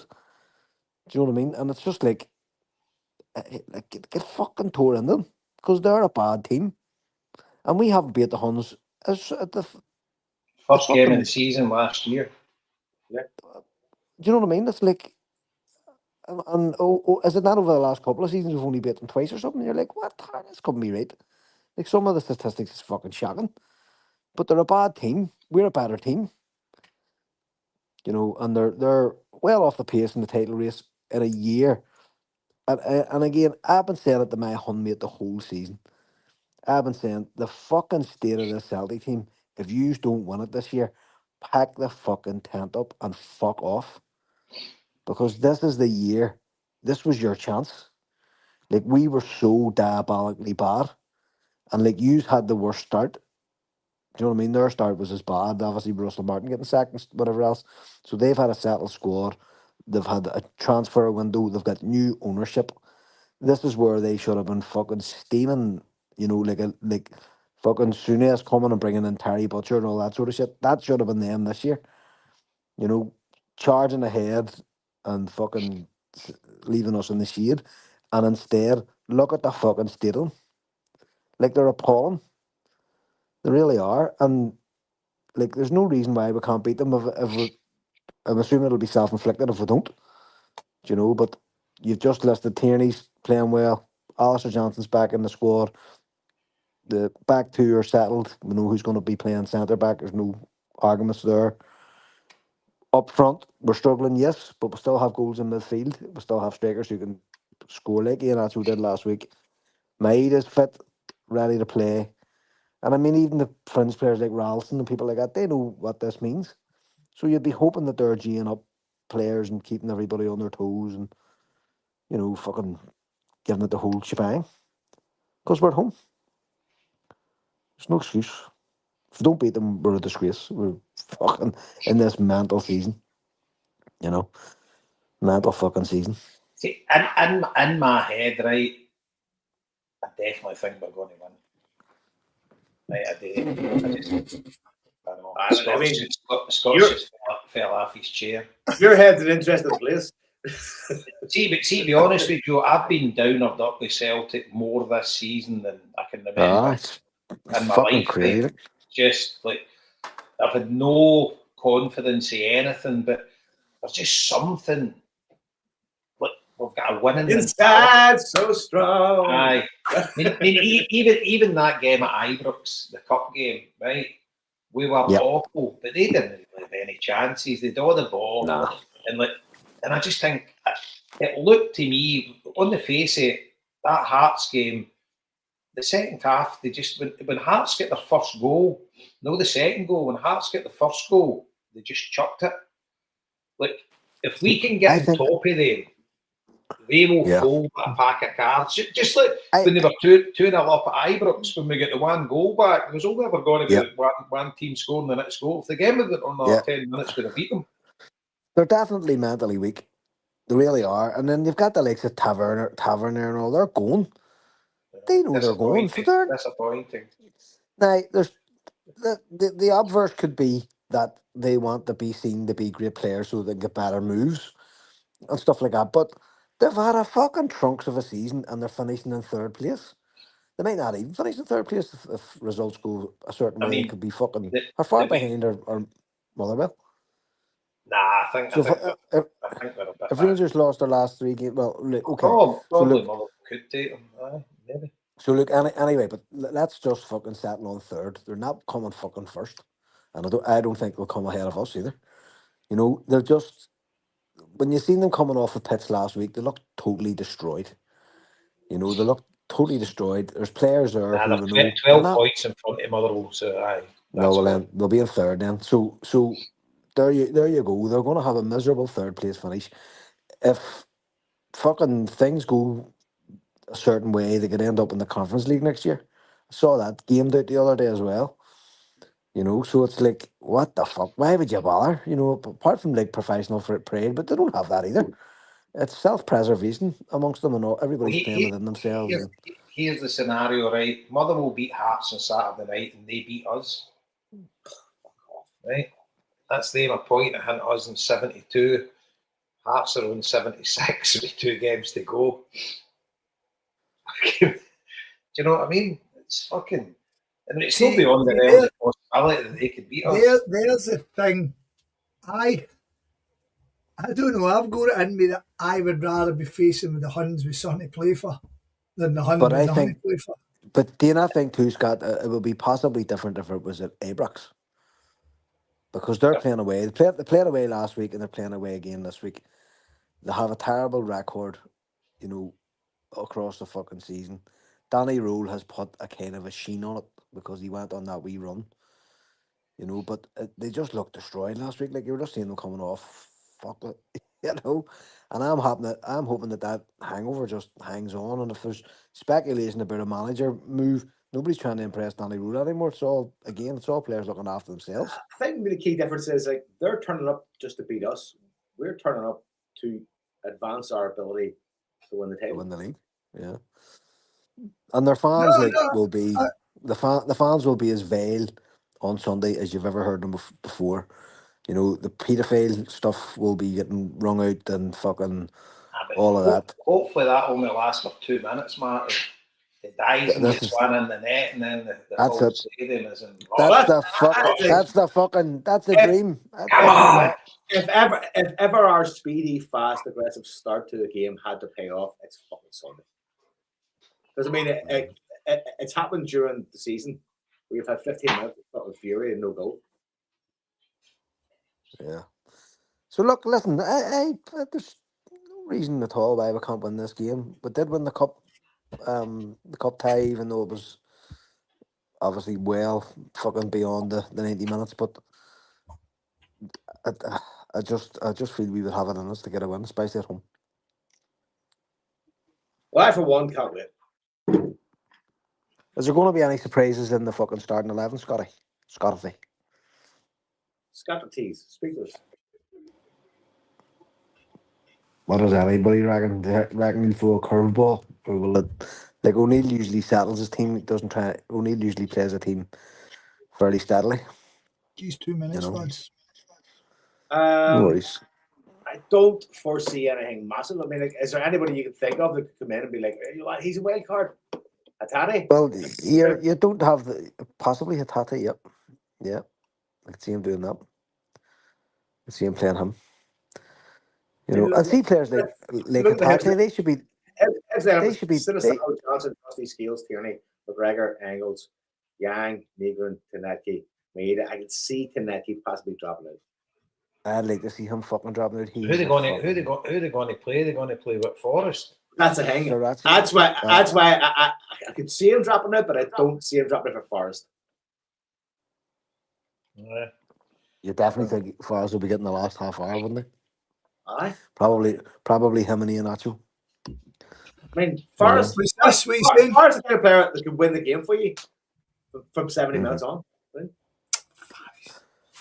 I have to say, he's such a fucking good player. Like, you can see how old he is now, and he just doesn't have that. He's lost the yard, you know, but he's tidy with the ball. He's always aggressive. He's always looking to do something with it. Like, he must be a fucking absolute pest to play against. You know, he's just been brilliant for us. I think we'll really, really miss him when he goes. He's just... We're a lucky football club to have ever had him. That's how good he is. Do you know, he's just like, and there's maybe 2 or 3 occasions where he was planning to leave the club and go, like, but thank fuck he didn't. Like, he's still making an impact, like, more than a decade and a half after he got into the first team, like, you know, so... Imagine the legacy he would leave, Marty, if he scored the winner again. Oh, it'd be great. The last day of the fucking season. Oh, yeah. For the second season. Like last year, be great. Be fucking smashing. Go and let Wesley Curry into the pod. Just invite him in. Wesley, he's a bell, mate. Looks as if he's got right good part. Wesley, what's happening, Wesley's house? What's happening, Wesley, man? Wes. There we go. 7 nights in a row. Jesus shall reveal to all mankind your souls. The light in your belly is the Jewish Elohim, the Holy Spirit, the word of Jesus, the vision of the valley. I fucking never heard anything better in all my life. Wesley, listen. Jesus, he's gave Magoo a mention there. The kingdom of Gog and Magoo. fucking the bull Magoo gets everywhere, doesn't he? I know, I was about to fucking say it. There's Magoo turning up again. What the hell? I'll tell you what, Wesley, fucking... Wrap it up, the fuck. God, Jesus wouldn't want to be showing my fucking soul to anybody, I can assure you. By the way, they need to get me... Jim Brown asked a question there. Guys, any comments on the young lad in our under 15 that Athletic want to take? Right. It's interesting he said that. I never put 2 and 2 together, but this boy I know, he's coming out for the cup final. He's wanting me to get him tickets. I said I'd try. I tell him to go to Dunfermline and tell him he was a lifelong Dunfermline fan. They sent him to the SFA. So he's wrote to the SFA to try and get in. He's a bit of a journalist, does like podcasts and whatever. And he asked me, he says, what about Zion Pullen? And I'm like, mate, I've never even seen him play. No, he's come up in the news there, scored like 59 goals. Like he's 15 and he's been called up to the Spain under 16s team. Wow. Then you know anything about him? Never heard of him. Here we go, right? So, a pal of mine from Fernhill put up a thing after all this came out, because I've heard of him just in passing, but I made, aside from hearing about him, I made no other clue. I never looked him up. I never checked him out. Just I heard the name and I was like, Zion's a bit mental. Anyway, so one of the boys I've got on Facebook put on his timeline thing. So this is what he says. Absolutely made up for one of the nicest, hardest working boys I've ever had the privilege to coach. When he get released from Motherwell, we got him in at Fulham. There's a Fulham Academy up in Fernhill. And for nearly 2 years, he worked hard and scored and assisted loads of goals with his teammates, so much so that Celtic, Rangers, Hamilton and Motherwell also wanted him back. Cammy says, I gave them all glowing reports on him. And when he chose up Celtic, I was totally made up for him because that was the team he support. And is that right? That's so basically, he says the boy, he's a young boy, loves Celtic, get released after Motherwell, worked his balls off and fucking got himself back to Celtic. On the space of 3 years. And now Spain are talking about captain. Well, Toffee, shut the fuck up. He's this is his breakthrough season. 15-year-old, incredible 93 goal contributions across the under 15 and under 17 Celtic sides. He netted an impressive hat trick and a 5-0 win over Rangers. Aye. So the interesting thing is, he's born in the Basque Country. Formed. So, Formed, I fucking hell, what an argument that was the other night. Fuck's sake. Johnny Owen said we call it conceived here. I know, but I understand exactly what Jason was saying. He just picked it up. No, what I was talking about. I didn't mean you had to be born there. I said you could be Welsh and go over there. No. Formed in the last country, yeah. No, 100%. Anyway. So listen, I had never heard of. Let's get Wesley Curry back. Aye. The other thing is, just to go for anybody who doesn't know what we're talking about, a couple of nights ago there was a Homeboy special with Johnny Owen, the filmmaker, on, who also sits on the board of Nottingham Forest. So it was a brilliant chat, and it took loads of different tangents and stuff just around general football stuff. I found it dead interesting. But what he kept saying was, because Jason and Liam were talking about the difficulty of our club, you know, and sorry, Johnny was actually saying it too, you know, the proximity to Scotland, to England, and then the chat turned around to youth clubs, youth departments, Athletic Bilbao, and what Johnny Owen was saying was really Celtic really need to put the house on their youth academy and start pumping through new players, because you can pick them up when they're younger and sell them on for big fees, but there's obviously a contribution you made to your own team as well, and that helps counteract the fact that you haven't got $100,000 a week to spend, you know, on various players, because, you know, trying to keep step with the English market. But when I was listening to him talking, it was examples like this that I was thinking of. Like, we can't even keep kids at 15. The bigger clubs are so rich that they just come in and take away your young kids. You know, they can just, and like it was generational wealth was mentioned, you know, that you just come in and offer you the sun, the moon, the stars, Right. even if they spit you out in a year or two, the way loads of the other players have, like Ben Doak and stuff aren't at the clubs. If it was your son, though, lads, what would you? If it was your son, right? If your son was playing for under 15s and suddenly there was cash-rich money on the table, would you advise, let's go with our hearts here? This is it exactly. Like, this is the decisions that young Celtic fans are making and their families are making. You know, and you look at Kieran Tierney, all the abuse that Tierney got when he left, but Tierney had got into the first team and established himself as a first team player, had medals in his pocket, trophies in his cabinet, before he decided to leave Celtic for main bending money. You know, so from that perspective, he goes with your goodwill. You know, you go, look, totally understand. But we've had maybe a half a dozen players who would probably be in our first team now, like James Forrest, like Kieran Tierney, if they'd actually fucking stayed with us. You know, that they got their opportunities, and especially this year, you know, that probably got a look in where another seasons they might not have. The one I can use to counteract it is Rocco Vata. I mean, I know he's been injured a lot lately. I mean, but Celtic offered him like $1.5 grand a week. He was 19. You know, No, sorry, he was on $1.5 grand a week. I think they offered him like 2.5 or 3 max. And Watford are offering him like 9 or 10.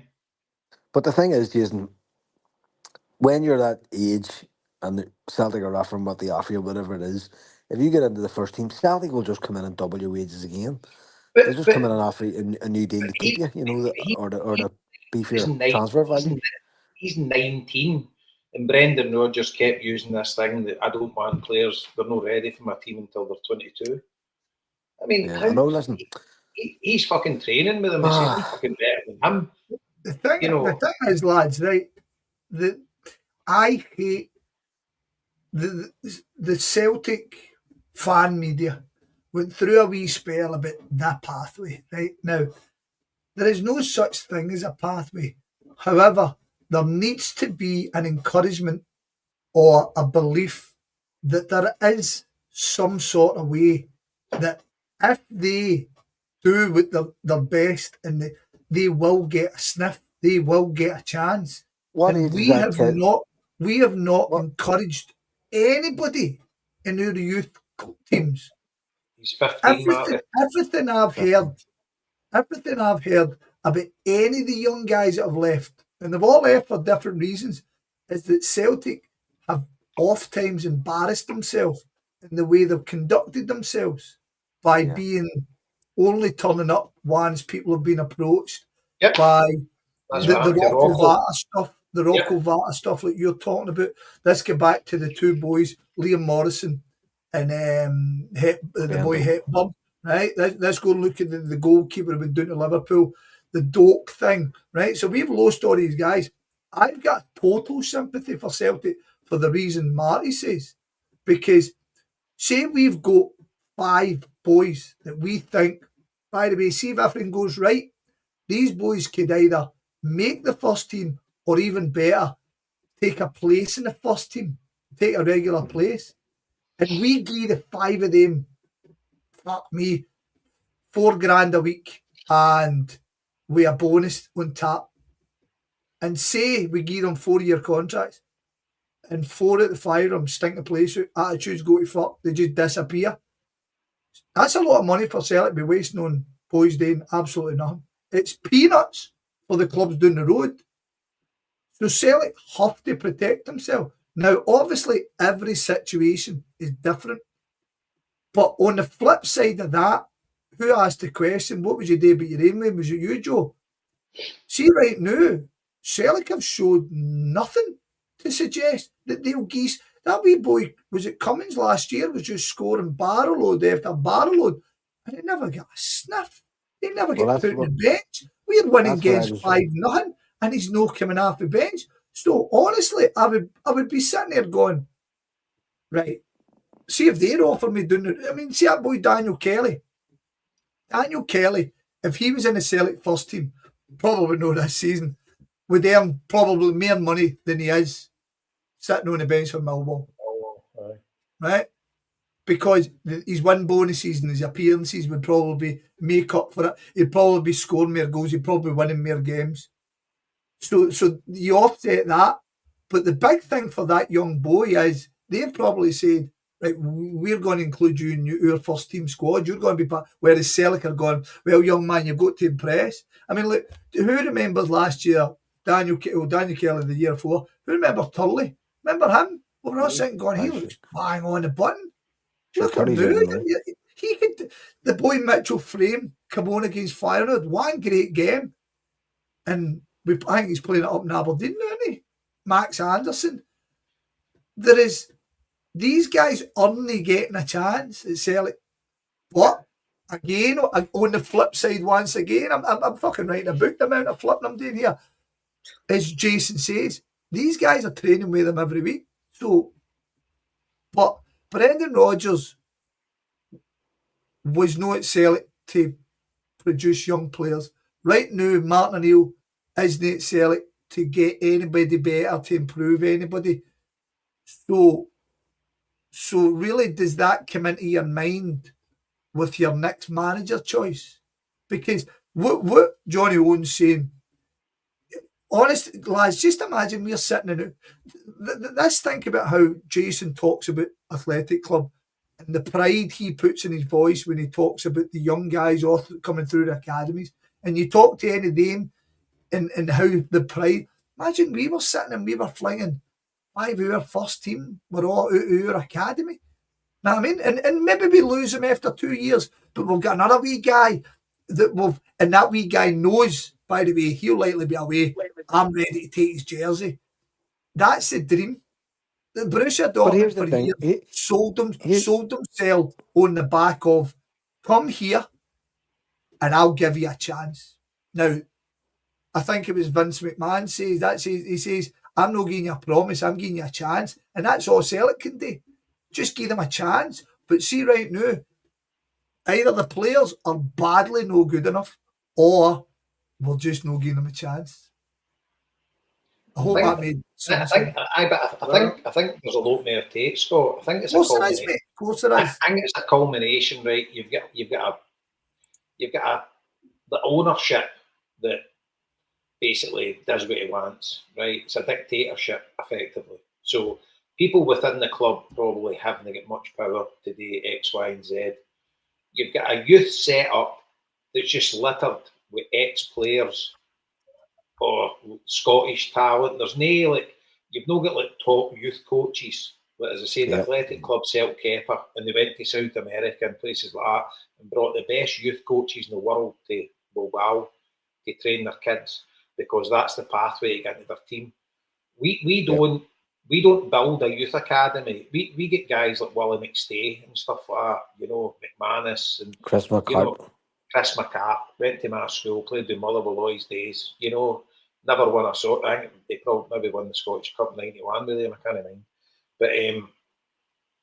But these guys, fair play to them, professional football players live the dream, you know a lot more about football than me, but they are the best we can get to bring our players through, you know, and it's like, it's just, there's no vision there, and they're no getting managers in there and telling them, we want you to develop youth players. That's part of your terms and conditions of your contract. When we're giving you your end of year appraisal to see what kind of bonus you're getting, you know, they see when they put the bonus into them, right? You're not telling me that if Ange comes to Celtic, right, and they're laying out his terms and conditions account, you'll get this bonus if you win the league, you get this bonus if you win the Scottish Cup, you'll get this bonus if you win the League Cup, how well you do in Europe, and you'll get this bonus if you've introduced 3 academy players into the first team. You know, and make that like a third the value the rest of them put together. Because let's face it, that's more valuable to us as a club going forward.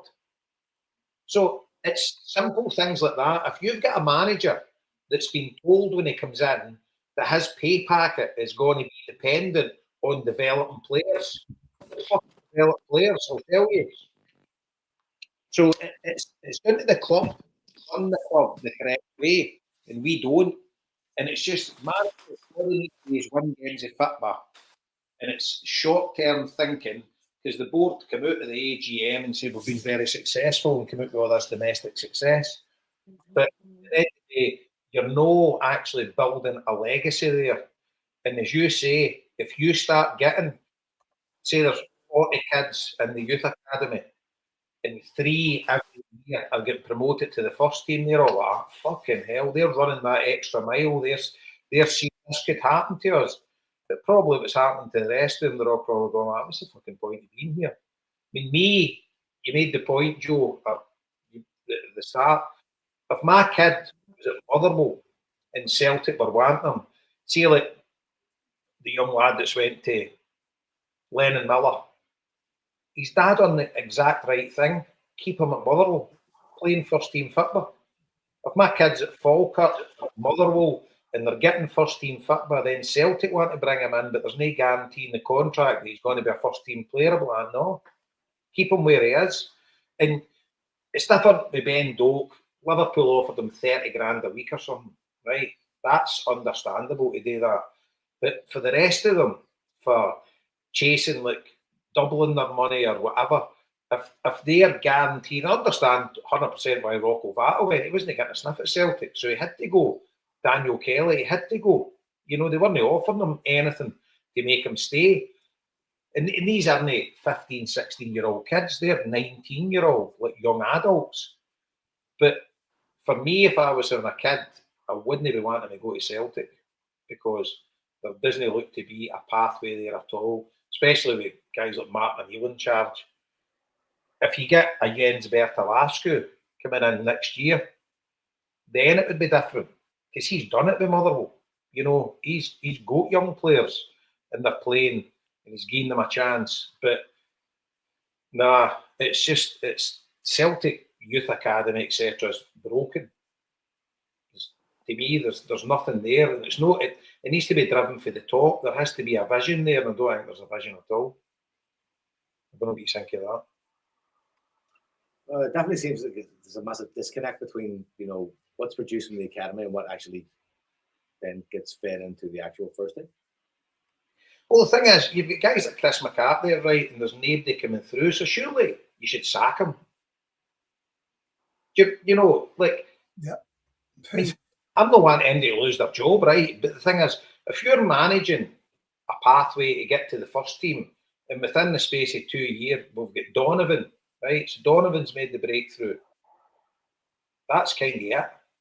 I know, but it's one of them.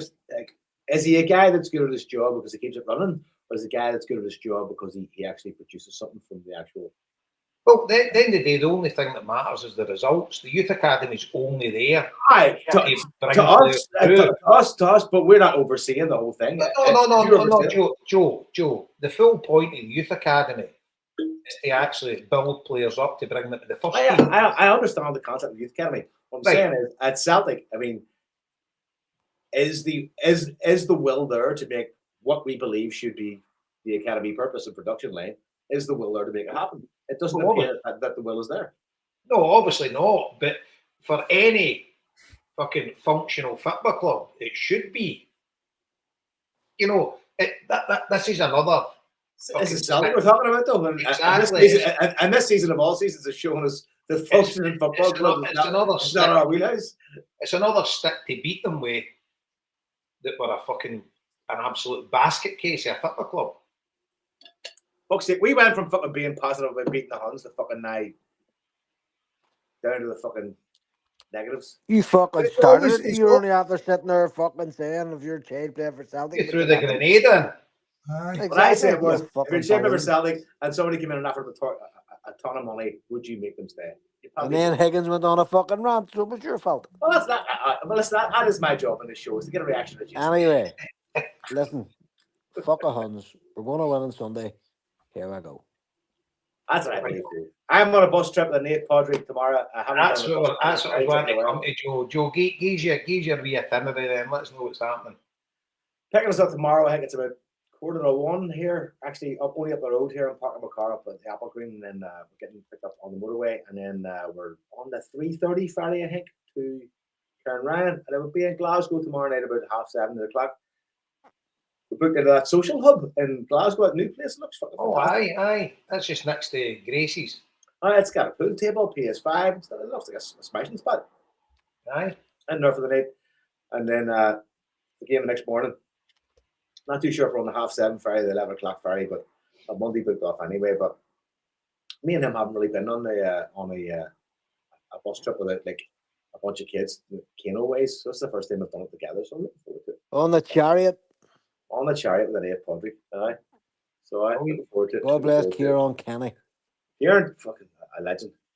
One of Leaf's fucking blessed men. Legend. So I'm looking forward to that now. I was Comic Ryan that I texted the other week. So I texted Comic weeks ago. I said, any chance of fucking maybe a spot on the bus?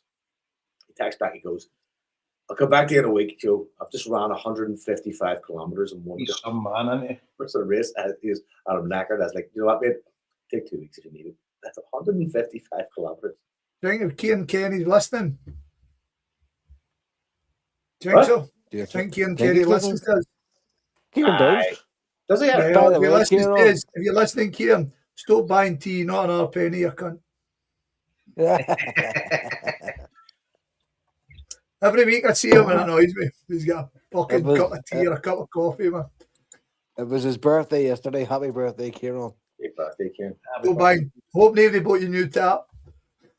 Here. Well, that's how we should finish this. The new taps have dropped. How you feeling about Looks that? like the top. It looks like the fucking last anniversary top. Right, that's exactly right. I was going I think it's lovely. have they I just think it's fucking lovely. just take a New Balance off and put Adidas on? I think it's absolute. Joe, but see here, this is the grief I've got with people who moan about football taps, right? I'm not moaning. No. You've spoken, I'm speaking short. I wasn't fucking moaning either. Right. You touchy cunt.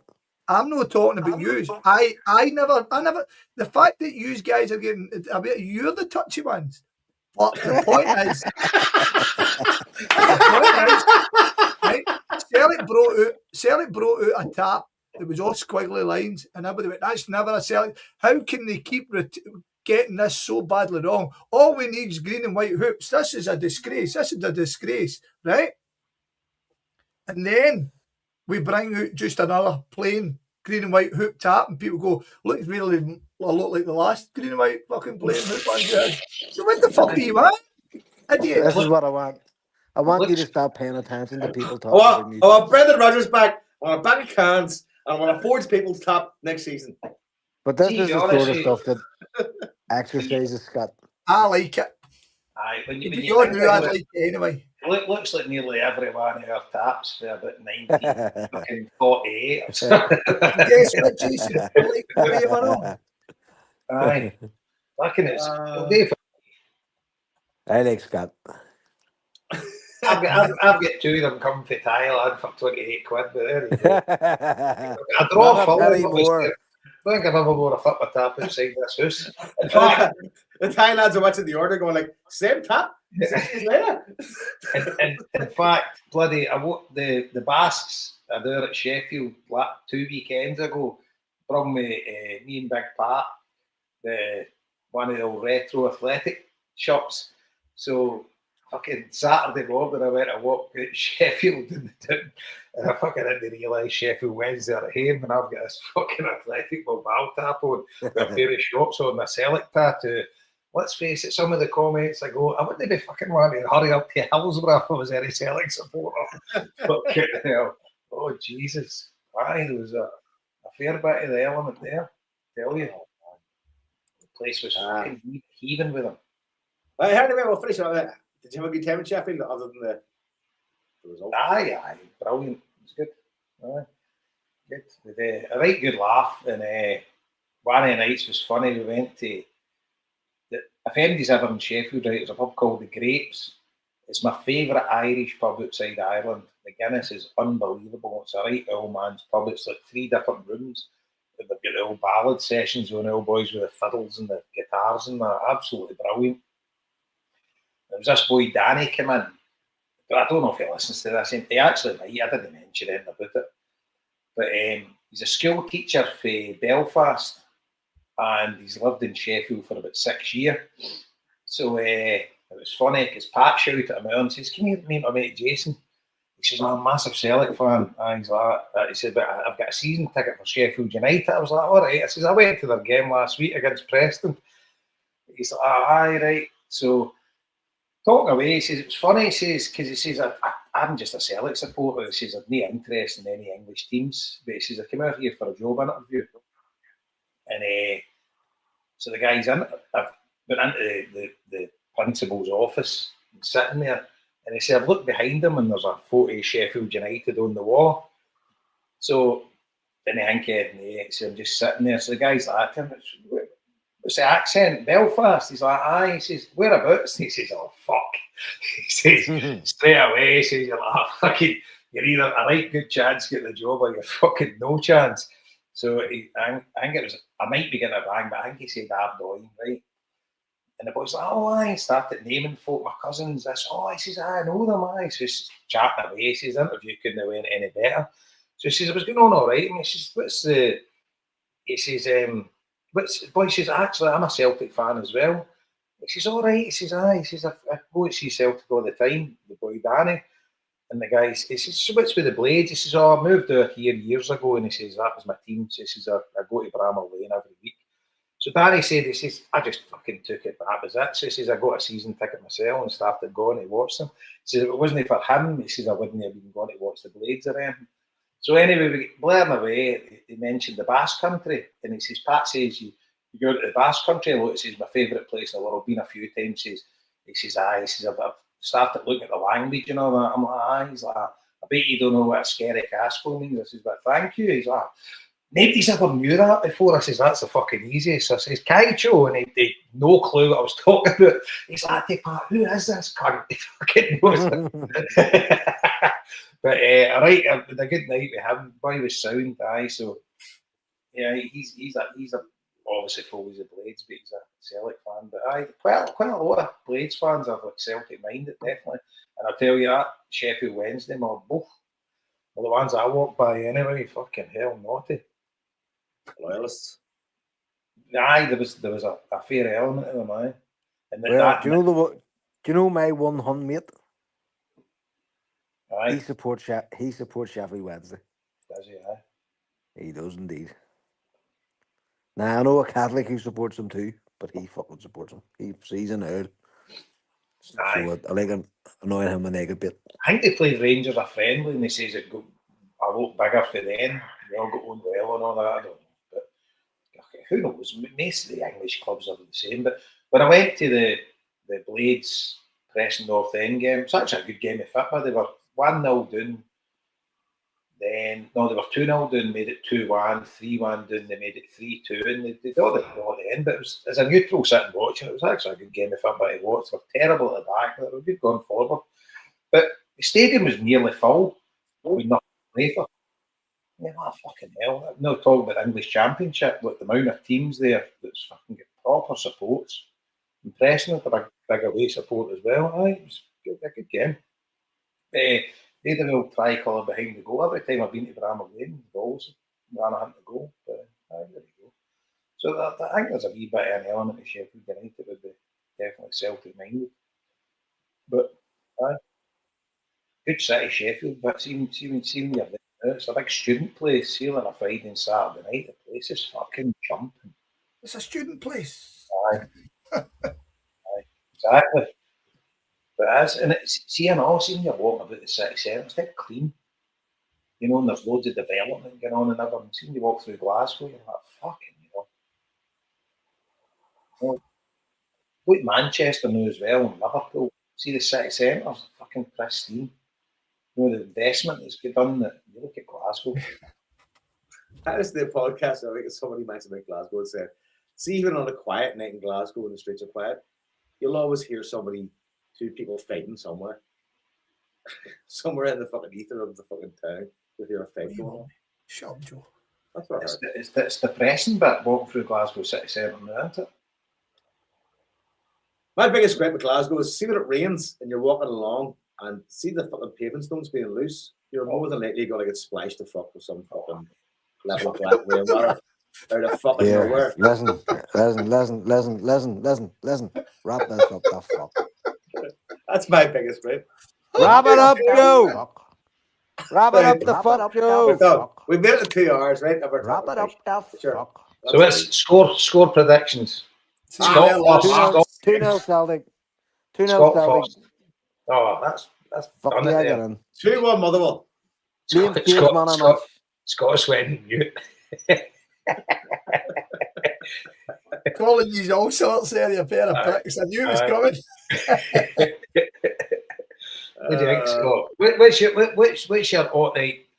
Never mind the juju and stuff like that. What's your honest opinion? What do you think? I don't know, mate. Honestly, I don't know, right? Because this team, whilst they've done really well to get back into a position where we are. The Dundee United game haunts me. How we've played against the Huns this season haunts me.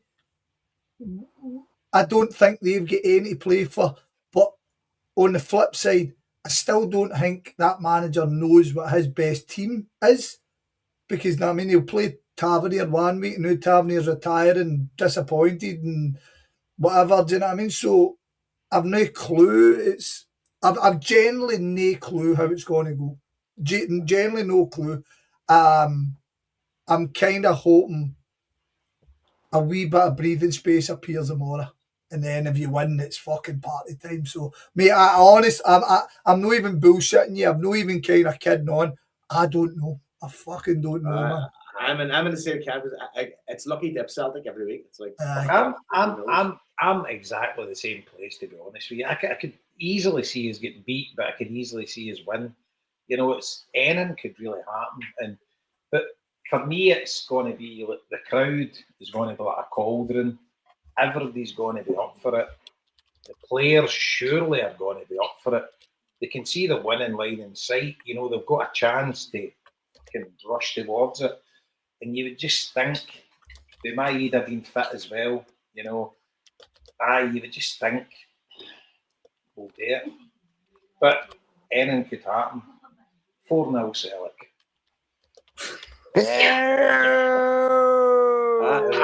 That's the high I want to leave on. Marty, have you got any ideas? Fucking here we go. That's all I have to say in that matter, Jules. Here we fucking go. We're 2 hours flat. Folks, that was good fun. Again, always good. We will be back. I won't say next week because I've told you that fucking 3 weeks ago. So we'll be back. Our form is as patchy as Celtics, so we're used to it. One of them seasons. Say good night to the folks. Good night, folks. Hail, hail. Hail, hail. See you later on. Team on the best. Toffees. Come on, Marvel.